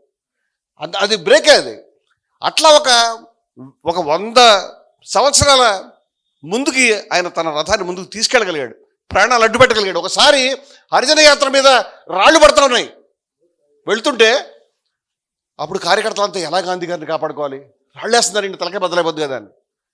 ఈ గాంధీ గారు మెల్లగా కారు తీసుకుని కింద దిగాడు. కింద దిగి ముందుకు వెళ్తున్నాడు. రాళ్ళు పడతారని చెప్తాను, అందుకే కదా వాళ్ళు రాళ్ళు వేసింది మన తల మీద తగలాలి కదా, మనం కారులో కూర్చుంటే ఉపయోగం ఏంటి, అందుకని బయటకు వచ్చారని చెప్పి బయటకు నడుచుకుంటుపోతుంది. ఎట్లా కాపాడతాయండి? ఇట్లా చేసినటువంటి వ్యక్తిని ఇవాళ ఏ ప్రజల గురించి ఇంత బాధపడ్డాడో, ఆయన రాజ్ఘాట్ వెళ్ళి చూడండి, ఆయన సమాధి దగ్గర ఇప్పటికి కూడా హరిజన సేవ అని ఉంటుంది. హరిజన సేవ నాకు నా ప్రాణం కంటే ముఖ్యమైంది, నా భార్య కంటే ముఖ్యమైంది, సమస్త కంటే ముఖ్యమైంది, అవసరమైతే ఈ 2 రోజులు కూడా భార్యను వదులుకుంటాను, అన్నింటినీ వదులుకుంటాను అని చెప్పిన సందర్భాలు ఉన్నాయి. ఆయన శిష్యులు ఎంత పని చేశారో చెప్పాలంటే మన చరిత్ర సరిపోదు. ఆదివాసీ అనేటువంటి పేరు పెట్టినటువంటి థక్కర్ బాబాకు చరిత్ర చెప్పాలంటే టైం సరిపోదు. వీళ్ళెవరో కూడా ఎంత త్యాగం చేశారో, ఎంత ముందుకు తీసుకెళ్లారో చెప్పలేం మన మాటలు. ఇవాళ చరిత్ర వాళ్ళు విస్మరిస్తూ ఉందంటే మనం గుడ్డివాళ్ళం అయినామంటే బాబాసాహెబ్ అంబేద్కర్ దాన్ని మెచ్చుకుంటాడని అనుకోను. 1954లో రాజ్యసభలో 1954లో ఆయన రాజ్యాంగ రచనా సభకి, అంబేద్కర్ ఎన్నిక కావడానికి, క్యాబినెట్లోకి వెళ్ళడానికి, డ్రాఫ్టింగ్ కమిటీకి వెళ్ళడానికి గాంధీ చేయి ఉందనేది అన్ని రకాలుగా చెప్పేవాళ్ళు ఉన్నారు. అది పక్కన పెడదాం. 48లో గాంధీ గారు చచ్చిపోయాడు మతోన్మాదుల చేతుల్లో. కానీ ఆ మహానుభావుడు 1954లో బాబాసాహెబ్ అంబేద్కర్ రాజ్యసభలో నిలబడి ఏం చెప్పాడు? చెప్తున్నావు కదా, ఫోటోలు పెట్టావు కదా, చెప్పు. ఫోటోలు పెట్టావు, జైబీం అంటావు కదా. అంబేద్కర్ ఏమన్నాడు చెప్పు. ఏం చెప్పాడు తెలుసా? ఒక ఫండ్ పెట్టండి, ఒక నిధిని స్థాపించండి, దానికి గాంధీ నిధి అని పేరు పెట్టండి, 20 కోట్ల రూపాయలు ఫండ్ పెట్టండి. ఆ ఫండ్ దళితుల గురించి ఖర్చు పెట్టండి. ఎందుకంటే ఆయన హృదయానికి వాళ్ళు అత్యంత సమీపం, అత్యంత దగ్గర, అత్యంత ప్రియమైన వాళ్ళు. Near and dear to his heart అని చెప్పాడు. ఆయన ప్రేమించాడు వాళ్ళని, వాళ్ళ సముద్రాన్ని కోరుకున్నాడు. ఈ ఫండ్ దానికి ఖర్చు పెట్టండి, దీన్ని బడ్జెట్లో కలపకండి అని చెప్పాడు. ఆయన శ్రద్ధ చూడండి. బడ్జెట్లో కలిపితే మీరు ఏం చేస్తారు? ఆ బడ్జెట్ తర్వాత నెక్స్ట్ బడ్జెట్లో ఆ ఫండ్ అయిపోతుంది. ఇది కాకుండా వేరే ఫండ్ పెట్టండి, వేరే ఇన్స్టిట్యూషన్ పెట్టండి. దానికి ప్రతి గవర్నమెంట్ దానికి డబ్బు ఇవ్వాల్సిందే. ఆ రకంగా చేస్తే స్వర్గం నుంచి గాంధీ గారు దీన్ని ఆశీర్వదించడం చెప్పడానికి ఎటువంటి అనుమానం అక్కర్లేదని గాంధీ గారు చెప్పాడు, అంబేద్కర్ చెప్పాడు. ఎందుకంటే ఆయన ప్రేమించాడు ఈ ప్రజలని. బాబాసాహెబ్ అంబేద్కర్ అట్లా చెప్తే వీడెవడో డింగమని వచ్చి వీడు రకరకాలుగా మాట్లాడుతున్నాడు. ఇప్పుడు ఈ వెర్రిపోగలాళ్ళు రాజ్ఘాట్ మీద దాడి చేశారు. ఇక్కడ ఉన్న చాలా మంది తెలియదు. మా గుండెలు కలిచివేసేటువంటి విషయం అది. ఆ పార్టీ పెట్టి ఊరేగింపు తీసి గాంధీని శత్రువుగా చూపించి ఈ కుటుంబంలో ఈయన పెద్దన్నయ్య, ఆయన తండ్రిని శత్రువుగా చూపించి ఆయన మీద దాడి చేయించారు. నీకు చత్వారము, నీకు బుర్ర తిరుగుడు, నీకు పిచ్చబట్టింది. నువ్వు ఎవడు శత్రువు గుర్తుపట్టలేకపోతున్నాడు. మనువుని తగలబెట్టాడు. 1927లో మను ధర్మశాస్త్రాన్ని ఆయన తగలబెట్టాడు. 10 ఏళ్ల ముందర నుంచి మను ధర్మశాస్త్రం అనేది గాడిది గుడ్లు తింది, దేనికి కేర్ చేయండి గాంధీ చెప్తానే ఉన్నాడు స్పష్టంగా, ఆన్ ది రికార్డ్ ఎవ్రీవేర్ ఆయన చెప్పాడు. కానీ మనువు మహానుభావుడు అని చెప్పినాడు జోలికి నువ్వు వెళ్ళే. హెడ్గేవార్ జోలికి వెళ్ళేది ఉంటుంది, హెడ్గేవార్ సమాధి మీదకి వెళ్ళేది ఉంటుంది, గోల్వాల్కర్ సమాధి మీదకి వెళ్ళేది ఉంటుంది. గోల్వాల్కర్ చెప్పాడు కదా, కులాలు కావాలి, రిజర్వేషన్లు ఉండొద్దు. ఈ మనువే చాలా గొప్పవాడు, అంబేద్కర్ లిల్లీపుట్ అని చెప్పిన వాళ్ళు ఏమనలేదు నువ్వు. ఇవాళ వాళ్ళ భుజాల మీద కూర్చున్నావు. ఎవరున్నారు వాళ్ళ ప్రభుత్వంలో? అంబేద్కర్ స్థాపించిన రిపబ్లికన్ పార్టీ ఎక్కడుంది? ఎందుకుంది అక్కడ అడుగుతున్నాను నేను. ఎందుకున్నావు అక్కడ నువ్వు? ఇప్పుడు ఆయన్ని వాళ్ళ మనువాదుల యొక్క పాదసేవ చేస్తూ, మతోన్మాదుల యొక్క పాదసేవ చేస్తూ ఈ దేశంలో హిందువులే ఉండాలి, ఆ హిందువులు కాకపోతే ముస్లింలకి, క్రైస్తవులకు ఎటువంటి హక్కు ఉండడానికి వీల్లేదు, వాళ్ళు పంపించేయండి, 3వ తరగతి పౌరుల కింద కూడా ఉండడానికి వీల్లేదు. ఇది మేము స్థాపించదలుచుకున్న రాజ్యం. 3 రంగుల జెండా పనికిరాదు, రాజ్యాంగం పనికిరాదు, గాడిద గుడ్డు పనికి 100 సార్లు చెప్పావు. వాడి పాదసేవలో పడి ఎవరైతే సోదరుడు ఉన్నాడో, ఎవరైతే మన రక్తం ఉన్నాడో, ఎవరైతే మన ప్రతిక్షణం తప్పించాడో, ఎవరి యొక్క near and dear to Dalits, ఎవరైతే డిప్రెస్డ్ పీపుల్కి, అణగారిన వర్గాల ప్రజలకి అత్యంత సమీపానికి అంబేద్కర్ చెప్పాడో ఆ గాంధీ గారిని శత్రువుగా చూపించావా? సిగ్గులేదు నీకు? సిగ్గులేదా? వేరే ఏదైనా సందర్భంలో 1-2 మాట్లాడు అంటే అనుకుంటారు, ఏమైంది అనుకోరా? వాళ్ళు వేరే శిబిరాలకు చెందిన వాళ్ళు, వాళ్ళ హృదయం ఎక్కడుందో తెలీదా నీకు? వాళ్ళ కులాన్ని వ్యతిరేకించాలో తెలీదా నీకు? ఎవరైనా చెప్పాడా? ఆయన ఇందాక చెప్పాడు, అగ్ర కులాల అమ్మాయిలు, కింది కులాల అబ్బాయిలు ప్రేమించి పెళ్ళాడండి అని చెప్పినటువంటి ఒక్క నాయకుడు చూపించి చరిత్రలో. అన్ని కులాలని రద్దు చేసి భంగి అనేటువంటి పేరు పెట్టండి, భంగి అంటే పాకి అని పేరు పెట్టండి, నేను భంగిని అని చెప్పుకునేవాడిని చూపించు. తెలుసా అందరికీ? గాంధీ గారు స్వయంగా చర్మం ఒలిచి, జంతువుల చర్మం ఒలిచి చెప్పులు కుట్టాడు తెలుసా ఎవరికైనా? మంగళ పని చేశాడని తెలుసా ఎవరికైనా? చేనేత కార్మికుడి యొక్క బ్రిటిష్ వాళ్ళు రావడం వల్ల బ్రిటిష్ వాళ్ళు చాలా గొప్పవాళ్ళని భజన మొదలుపెట్టారు వీళ్ళ మధ్య. బ్రిటిష్ వాళ్ళు చాలా గొప్పవాళ్ళు. అంబేద్కర్ వ్యూహపరంగా కేవలం మన ప్రజలకు ఏమైనా వస్తాయని వెనకాల గొప్పవాళ్ళని కాదు, మెంటల్. వాళ్ళు గొప్పవాళ్ళు అయితే ఆ రోజు జలియన్ వాలాబాగ్లో చచ్చిపోయిన వాళ్ళంతా కూడా అగ్రకులాలు అనుకుంటున్నావు. బెంగాల్లో కరువుకు చచ్చిపోయిన వాళ్ళంతా అగ్రకులాలు అనుకుంటున్నావు. అంటే దళితులు ఎవరు చచ్చిపోలేదు, బీసీలు ఎవరు చచ్చిపోలేదు. ఎవడు చెప్పండి నీకు ఈ చరిత్ర, ఈ పిచ్చి చరిత్ర? అది వ్యూహం బాబు, నీకు అర్థం కాదా ఆ విషయం? అర్థం కదా? ఈరోజు అక్కడ బ్రిటిష్ వాళ్ళు వచ్చినప్పుడు ఈ దేశం యొక్క ఆర్థిక వ్యవస్థ సర్వనాశనం అయిపోతే గ్రామీణ ఆర్థిక వ్యవస్థలు ఏమైనాయి? చేనేత ఏమైంది? చేతి వృత్తులు ఏమైనాయి? కుమ్మరి వృత్తి ఏమైంది? హస్తకళలు ఏమైనాయి? అన్నీ కూడా అణచివేయబడినప్పుడు అప్పుడు గాంధీ గారు వచ్చి వాళ్ళ మీద పోరాటం అంటే బాయినట్లు, తుపాకులు, బాంబులు వేయడం కాదు. వాడు మన దోస్తున్నాడు, అది దోచుకోవడానికి వీల్లేదు. వాడు ఇక్కడి నుంచి నూనె దారం తీసుకెళ్ళి అక్కడ వాడు మిల్లులో తయారు చేసి ఇక్కడ మన దగ్గర అమ్ముతాడు. నువ్వే కొనుక్కుంటావు. ఎందుకు కొంటావు? కొనుక్కో, మానే, మన బట్టలు కొనుక్కో. వాడి స్కూల్కి పంపించుకో, మన స్కూల్కి పంపించు. వాడి కోర్టుకి వెళ్ళక మన కోర్టుకి రా. జాతీయ విద్యాలయాలు, జాతీయ న్యాయస్థానాలు బహిష్కరించండి, సహాయ నిరాకరణ చెప్పాడు. గుండె అయిపోయింది బ్రిటిష్ వాళ్ళకి. రోడ్ల మీద కుప్పల కింద పోసి విదేశీ వస్త్రాలు తగలబెట్టారు. అప్పుడు మన యొక్క గ్రామీణ ఆర్థిక వ్యవస్థ లేచింది. గ్రామీణ ఆర్థిక వ్యవస్థ నుంచి ఆయన వ్యవస్థలు పెట్టాడు. మన జెండా మీద తీసుకొచ్చి చెరకాన్ని తీసుకొచ్చి పెట్టాడు. ఆ చెరక ఎవడు గుర్తు? బీసీలు గుర్తు కాదా? బీసీల గుర్తుని జాతీయ జెండా మీద పెట్టించిన మనిషి బీసీలు వాళ్ళు గుర్తులేరు. బీసీలకి పనికిరాడు ఆయన. ఎందుకు పనికిరాడు? ఆయన బ్రిటిష్ ప్రభుత్వం దగ్గర అప్పుడు చర్చించడానికి వెళ్ళినప్పుడు అక్కడ లాంక్షైర్ అనేటువంటి ప్రాంతంలో అక్కడ మిల్లులన్నీ ఉంటాయి. ఈ బట్టల మిల్లుల దుకాణం దగ్గర మీరు వెళ్ళకండి, ఆడ ఫ్యాక్టరీలన్నీ కూడా మీ వల్ల రిట్రెంచ్మెంట్ జరిగి కార్మికులు ఉద్యోగాల్లో పోయి అడుక్కు తింటారు. వాళ్ళకి గాంధీ మీద కోపం ఉంది. గాంధీ మీద రాళ్ళు వేద్దాం, కోడిగుడ్లు వేద్దాం అని చూస్తున్నారు వాళ్ళు. ఆయన అన్న ఎవడు రాళ్ళు వేస్తే అడి దగ్గరికి వెళ్ళే రకమైన, నేను అక్కడికి వెళ్ళాలని చెప్పాడు. అక్కడికి వెళ్ళాడు. అక్కడికి వెళ్ళి ప్రజలకు చెప్పాడు, బాబు మీ మీద నాకు కోపం లేదు, మీరంటే నాకు చాలా ప్రేమ, నాకు అసలు ఎవరి మీద ద్వేషం లేదు. మా ప్రజలు చాలా బాధపోయారు, మా ప్రజలు చితికిపోయారు, మా ప్రజలు ఆకలి కలపటిస్తూ ఉన్నారు, మా వృత్తులు నాశనమైనాయి, మా ప్రజల గురించి మా దేశాన్ని కాపాడుకోవడానికి మేము పని చేసామని చెప్తే వాళ్ళు గాంధీ మీద పూలు చల్లి భుజాలు మీద మూసారు. శత్రువుని గెలుచుకున్నాడు ఆయన ప్రేమతో. ఇవాళ స్వదేశీయులకు అర్థం కావట్లే విషయం, బీసీలకు అర్థం కావట్లే. గాంధీ పనికిరాడు బీసీలకి, లోహియా పనికిరాడు. ఎందుకంటే కులం తల్లోకి ఎక్కింది. మన కులస్తుడు అయితేనే మనం లైక్ చేస్తాం. లోహియా ఎంత తప్పించాడండి. చక్కర బాబా పేరు తెలుసు ఆదివాసీలకి, ఆదివాసీ అనే పేరు కాయిన్ చేసింది ఆయన. ఇలా ఎంతో చరిత్ర ఉంది. ఇవన్నీ చెప్పాలంటే ఇవాళ చరిత్రను దగ్గర తెస్తా ఉన్నాం. మేము క్లియర్గా ఛాలెంజ్ చేసి చెప్తా ఉన్నాం. వాడు ఇవాళ ఎవరైతే మనువుని ఆరాధిస్తానని చెప్తున్నాడో చరిత్ర అంతా మాట చెప్పాడు. మన్వర్ మేఘవంశీ రాసినటువంటి పుస్తకం చదువుకో. ఆర్ఎస్ఎస్లో కింద కులాలకి దళితులకి ఏ గౌరవం దక్కుతుందో చూడు. ఇవాళ వందేళ్ల ఘన చరిత్ర చెప్తున్నాడు కదా. 100 ఏళ్లలో కేవలం 6 సంవత్సరాలు, కేవలం ఒక 6 సంవత్సరాలు మాత్రమే సరసంఘ చాలక ఒక క్షత్రియుడు ఉన్నాడు. 94 సంవత్సరాలు బ్రాహ్మలే ఉన్నారు. క్షత్రియుడు కేవలం 6 ఏళ్ళు. వైశ్యులకు ఇంకా ఛాన్స్ రాలే. శూద్రులకి అతి శూద్రులకి ఎప్పుడు వస్తుందో కూడా తెలియదు. ఇంకో 200 ఏళ్ళు పడుతుందేమో.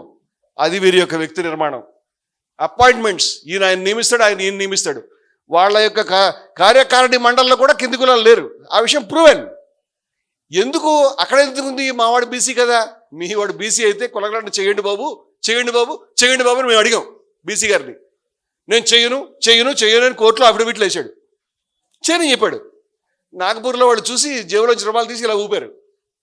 ఊపితే ఈయన సరే కులగణం చేస్తామని చెప్పాడు. అధికారం ఎవరి దగ్గర ఉంది? నాగపూర్లో ఉందా, ఢిల్లీలో ఉందా? నాగపూర్లో మాత్రం బ్రాహ్మలే ఉంటారు. అధికారం ఎక్కడుందో అక్కడ. ఇక్కడ బీసీ ఉంటే దాన్ని మేము మా అధికారం అంటే ఎందుకు అనుకుంటాం? ఆ అధికారం మాకు ఉపయోగపడితే మేము అనుకుంటాం. నువ్వు వెంటనే కులగణం చేస్తుంటే నమ్మేవాళ్ళం. చట్టసభలో బీసీ రిజర్వేషన్ చేస్తుంటే కూడా నమ్ముతాం. కానీ రిజర్వేషన్లే వ్యతిరేకించావే నువ్వు. మీ గోల్వాల్కర్ పుస్తకాలు రాశాడు కదా విషయాలన్నీ కూడా. ఇవన్నీ ఉండగా ఈ దేశంలో ముస్లింలు ఉండకూడదు, ఈ దేశంలో పేదలు ఉండకూడదు, బీసీలు నిలబెడదీయాలి. వీళ్ళలో ముస్లింస్ ఎంతమంది ఉన్నారు, క్రైస్తవులు ఎంతమంది ఉన్నారు, వాళ్ళు ఎంతమంది ఉన్నారు, లెక్కలు తీసి విడదీయాలి. గోండ్లని లంబాడీలు నిలబెడదీయాలి, ఆదివాసులు ఎట్లా విడదీయాలి. ఇవన్నీ చెప్తే నన్ను కాంగ్రెస్ అంటే మేము కాంగ్రెస్ కాదు, ఏం కాదు, మేము కాంగ్రెస్ లేదు, ఏ గ్యాస్ లేదు, మేము ఏ పార్టీ కాదు, బొంగులో పార్టీలు మాకేం అవసరం లేదు. కాంగ్రెస్ కాదు, కమ్యూనిస్ట్ కాదు, ఏమి కాదు రాబోయ్. మేము సత్యం పార్టీ, ట్రూత్ పార్టీ, సత్యాన్వేషణం. మేము ఉన్నది ఉన్నట్టు చెప్తున్నాం. నీకు బాధ అనిపిస్తే ఏంటి? ఏనుగుని చూసి ఇది అంతా సన్నగా ఉంది, చీపురు పుల్లగా ఉంటుంది అని ఒకడు, చాట్లా ఉందని దాని చెవులు పట్టిన ఒకడు అంచనా వేసినట్టు మమ్మల్ని మీరు అంచనా వెళ్ళిపోయింది. డైనోసార్ ఏనుగుడు కాదు, తినేస్తాం చేస్తా. ఇప్పుడు ఇవాళ ఇక్కడ ఒక కాంతి యొక్క క్రౌర్యం అని రాశాడు శేషేంద్ర గారు. చీకటిని క్రాంతి యొక్క క్రౌర్యాన్ని కాపాడించే ప్రయత్నం చేయకు బాబు అని. కాంతి యొక్క క్రౌర్యం అంటే ఎలా ఉంటుందో ఇందాక నాకు ముప్పారం ప్రకాశం స్పీచ్ ఇస్తారు దేవుని. కాంతి యొక్క క్రూరత్వం, కాంతి యొక్క క్రూరత్వంతో చీకటి ఉంటుందా? అది రాగానే మాయమైపోతుంది. ఇది ఆ విధంగా కాంతి క్రౌర్యంతో ఏ విధంగా చీకట్లను చీల్చి చెండాడుతుందో అక్కడదే మాట రాసిన చీకటి గోడలు, బద్దలు కొట్టడం, నిజాలు వెళ్తురు ఇవి రాబోతున్నాయి. అందుచేత తమరు మీ టీవీ ఛానల్లో వేరే సబ్జెక్ట్ ఎంచుకోండి. ఏదన్నా బట్టతలకు చిట్కాలు, మోకాళ్ళ వైద్యం ఏదైనా చేయండి. లేకపోతే ఈ ప్రసంగాలు మానేసి తాళం తిప్పుకుంటూ తిరగండి. లేకపోతే మీరు ఎవరికి ఇప్పటిదాకా సేవ చేస్తూ ఉంటారో వాళ్ళ భజన కొంచెం ఓపెన్గా చేయండి. సిగ్గు లజ్జ లేని వాళ్ళరా మీరు మేధావులంటారా? మీ బతుకు మీరు మేధావులా? అబద్ధాల మీద అబద్ధాల మీద అబద్ధాల మీద అబద్ధాలు, అబద్ధాలు వెనకాల అబద్ధాలు, వెనకాల అబద్ధాలు, వెనకాల అబద్ధాలు. ఇవాళ కాంతి యొక్క క్రౌర్యాన్ని ఈ చీకట్లు తప్పించుకోలేవు. ఇప్పుడు మేము ప్రతి గల్లీకి వస్తాం, ప్రతి చోట మాట్లాడతాం. ఎందుకంటే నిన్న రాత్రి నేను ఒక రక్తం, ఒక యుద్ధం, ఒక హృదయం, ఒక సంకల్పం రాత్రి చెప్పిన ప్రకాశానికి ఫోన్ చేసి, ఈ మాటలు నేను రాశా కానీ ఏంటి దీని అర్థం అని. వాళ్ళిద్దరు రక్తం గురించి కాదేమో అని. ప్రకాశం నీది నాది రక్తం గురించి, ఒకే రక్తం ఒకే యుద్ధం అని, నీ రక్తం నా రక్తం గురించి, చిరంజీవి రక్తం గురించి అంటున్నానేమో నాకు అనుమానం వచ్చింది అన్నాను. మరి నా రక్తం వీళ్ళందరూ రక్తం ఒకటే మళ్ళీ. అందుచేత మనందరిది ఒకటే రక్తం, ఒకటే యుద్ధం, ఒకటే సంకల్పం మందది. వార్ ఇంతకంట జీవితంలో కోట్ల మంది ప్రజలకి ఏ అబద్ధాలైతే ఇప్పటిదాకా చెప్పారో, అబద్ధాలు చెప్పేవాడికి ఒక ఇంట్రెస్ట్ ఉంటుంది. ఏంటంటే గుర్రానికి ఇలా కట్టేస్తారు, కట్టేసిన తర్వాత ఇంత 2 చిన్న కన్నాలు పెడతారు. ఎందుకు పెడతారు తెలుసా? ఇంకేం చూడొద్దు, అది ఇదే చూడాలి. ఎందుకంటే దాన్ని నెత్తి మీద కూర్చొని ఈయన ఊరెగుతూ ఉంటాడు. నీకు ఎవడైతే ఇవన్నీ చూడొద్దని చెప్తున్నాడో, ప్రకాశం మీటింగ్ వెళ్ళొద్దని చెప్తున్నాడు, వాడికి ఒక ప్రయోజనం ఉంది. ఆడిని నెత్తి ఊరెగుతూ అనుకుంటున్నాడు. ఆయన దింపి ఇక్కడ రా, ఆయన వదులుచుకుని రా ఇక్కడికి. వాడిని నీ మీద ఎక్కి చివరికి ఇలా వెళ్ళి, ఇది వాళ్ళు వెళ్ళారు కదా ఇప్పుడు ఆ కేంద్ర క్యాబినెట్లో ఆర్పిఐ వాళ్ళు వెళ్ళి అంటే అక్కడ దాకా వెళ్తారు చివరికి. అంబేద్కర్ నిప్పు, అంబేద్కర్ సూర్యుడు, సత్యం కూడా అటువంటిదే. వీటిని పట్టుకోవడం కాదు, ఇలా తేరిపార చూడడానికి కూడా మీకు ధైర్యం లేదు. మీరు చూడలేరు అసలు. అంబేద్కర్ యొక్క నిజస్వరూపం మీకు తెలుసు, బాగా తెలుసు. అంబేద్కర్ ఇచ్చినటువంటి కొరటి నిర్మూలన ఖడ్గాన్ని మేము స్వీకరించాం. గాంధీ చెప్పినట్టు చిట్ట చివరిదాకా పోరాటానికి మేము సిద్ధంగా ఉన్నాం. స్వర్గం నుంచి ఆశీర్వదిస్తాడు గాంధీ అని మాకు అంబేద్కర్ భరోసా ఇచ్చాడు. మేము మాట్లాడుతున్నాం, గాంధీ అంబేద్కర్ యొక్క సైన్యం మేము.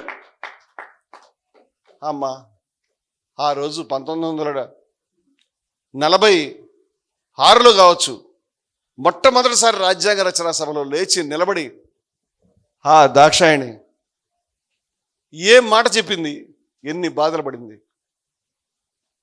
బట్టలు సరిగ్గా కట్టుకోవడానికి లేనటువంటి కమ్యూనిటీలో, అంటరాని కమ్యూనిటీలో, అందరూ బహిష్కరించే కమ్యూనిటీలో, రోడ్డు మీద తిరగడానికి వీలైనటువంటి పరిస్థితిలో, స్కూల్కి వెళ్ళడానికి వీలైన పరిస్థితిలో ఒక్క తల్లి మొట్టమొదటిసారి చదువుకుని గ్రాడ్యుయేట్ అయ్యి రాజ్యాంగ రచనా సభ దాకా వెళ్ళిన తర్వాత ఆ తల్లి గొప్ప వివేకంతో ఏం చెప్పిందంటే, ఈ రెండు కలవాలి, బాబాసాహెబ్ అంబేద్కర్ జాతీయవాద శక్తులతో చేతులు కలపాలని చెప్పింది. ఈ 2 స్రవంతుల్ని దగ్గర తేవాలనే మీ యొక్క ఆకాంక్ష ఏమైతే ఉన్నదో, ఈరోజు మీ యొక్క బిడ్డ వల్ల ఈ గొప్ప చరిత్ర నిర్మాణం అవుతా ఉన్నది. మేము 1000 ఎంపీ సీట్లు సాధించుకున్నా, లేకపోతే ముఖ్యమంత్రి పదవిలో, కౌన్సిల్ పదవిలో, నీటి తీరువ అధ్యక్షుల పదవిలో సాధించుకున్నా రానటువంటి సంతృప్తి ఒక్క సభ కలిగించింది.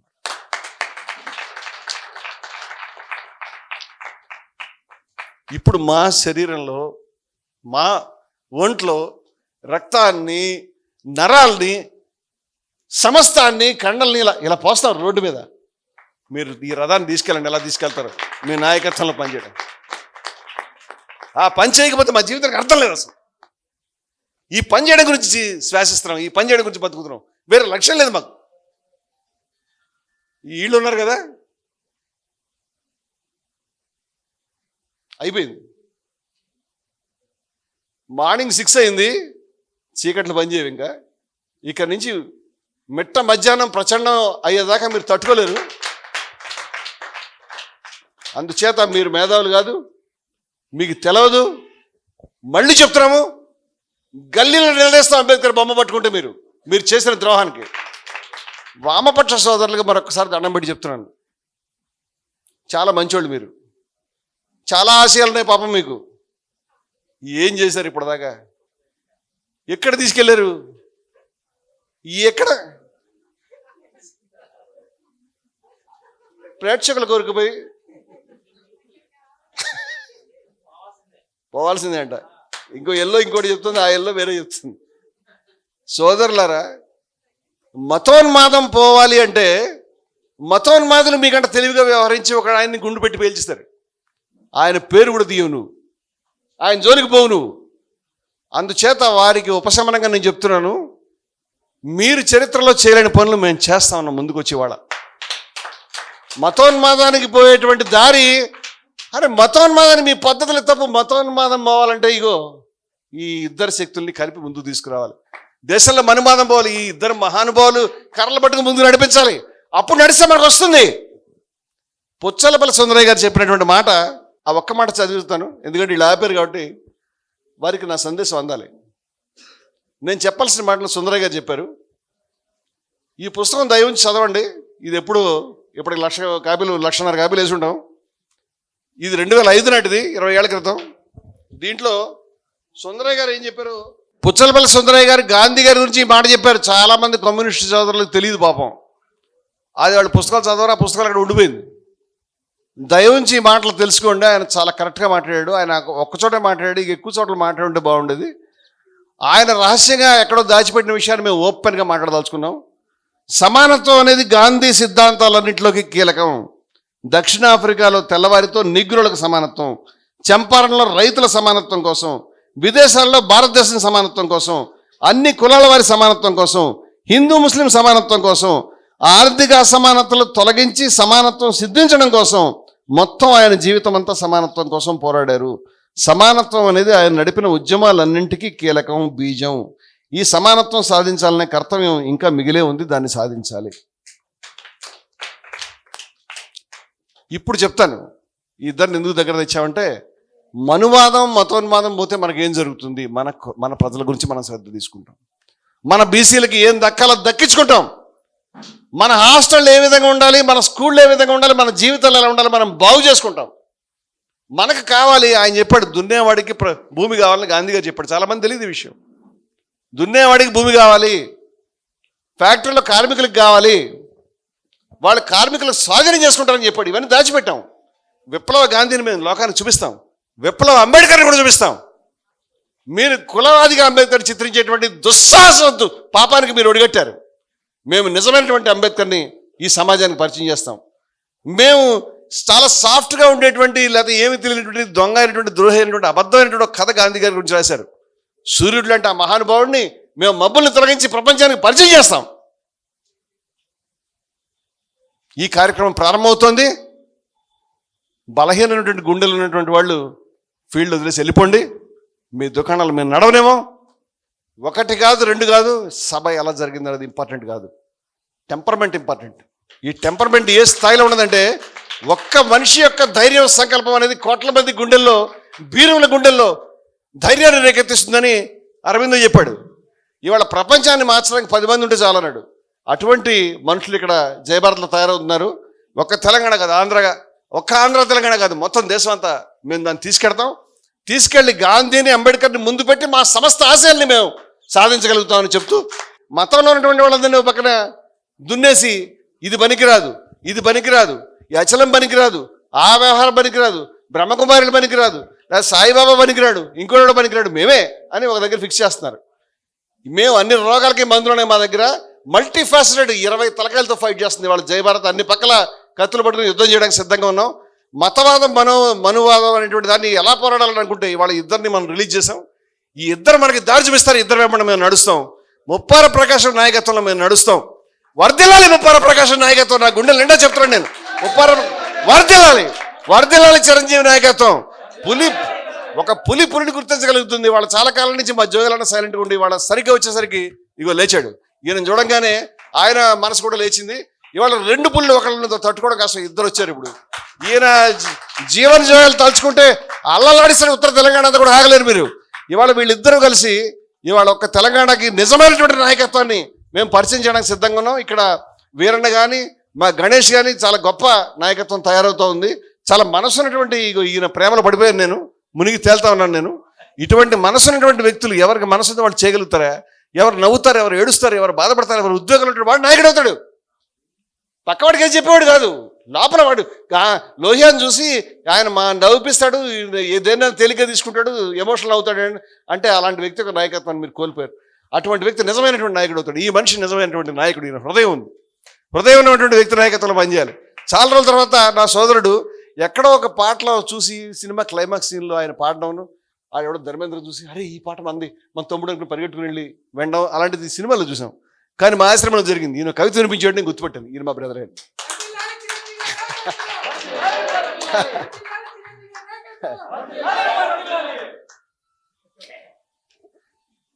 ధన్యవాదాలు. రణబేరి అంటే అసలు నిద్రపడినటువంటి పరిస్థితి మేము 2 తెలుగు రాష్ట్రాల్లో తీసుకొస్తామని చెప్తున్నాం. ఆ నాయకత్వంలో ముందుకు నడిపించే వాళ్ళ అమ్మ కూడా ఉంటుంది అనేటువంటి విషయం. ఆమెకి ఏదైతే జై గురుదేవ్ అన్నప్పుడు ఆమె గొంతులో ఎంత విస్ఫోటం ఉన్నదో, జై భీమ్ అంటే కూడా అంత విస్ఫోటం ఉన్నదో మనకు తెలుస్తుంది. గుండెల నిండా అందరూ చెప్పండి, జై భీమ్, మహాత్మా గాంధీకి జై, మహాత్మా గాంధీకి, మహాత్మా గాంధీకి జై భీమ్, జై భారత్, వర్ధిల్లాలి కుల నిర్మూలన సిద్ధాంతం. ముందుకు తీసుకెళ్తాం గాంధీ అంబేద్కర్ ఆశయాలను. గాంధీ, అంబేద్కర్, నారాయణ గురు, ఎంతో మంది మహనీయులు, వీళ్ళందరి ఆశయాలు కూడా మనం ముందుకు తీసుకెళ్ళాం. అందరి ఆశయాలు ముందుకు తీసుకెళ్తాం అని మనం ప్రతిజ్ఞ తీసుకుంటూ మనం ఈ కార్యక్రమాన్ని ముందుకు తీసుకెళ్దాం. Thank you very much.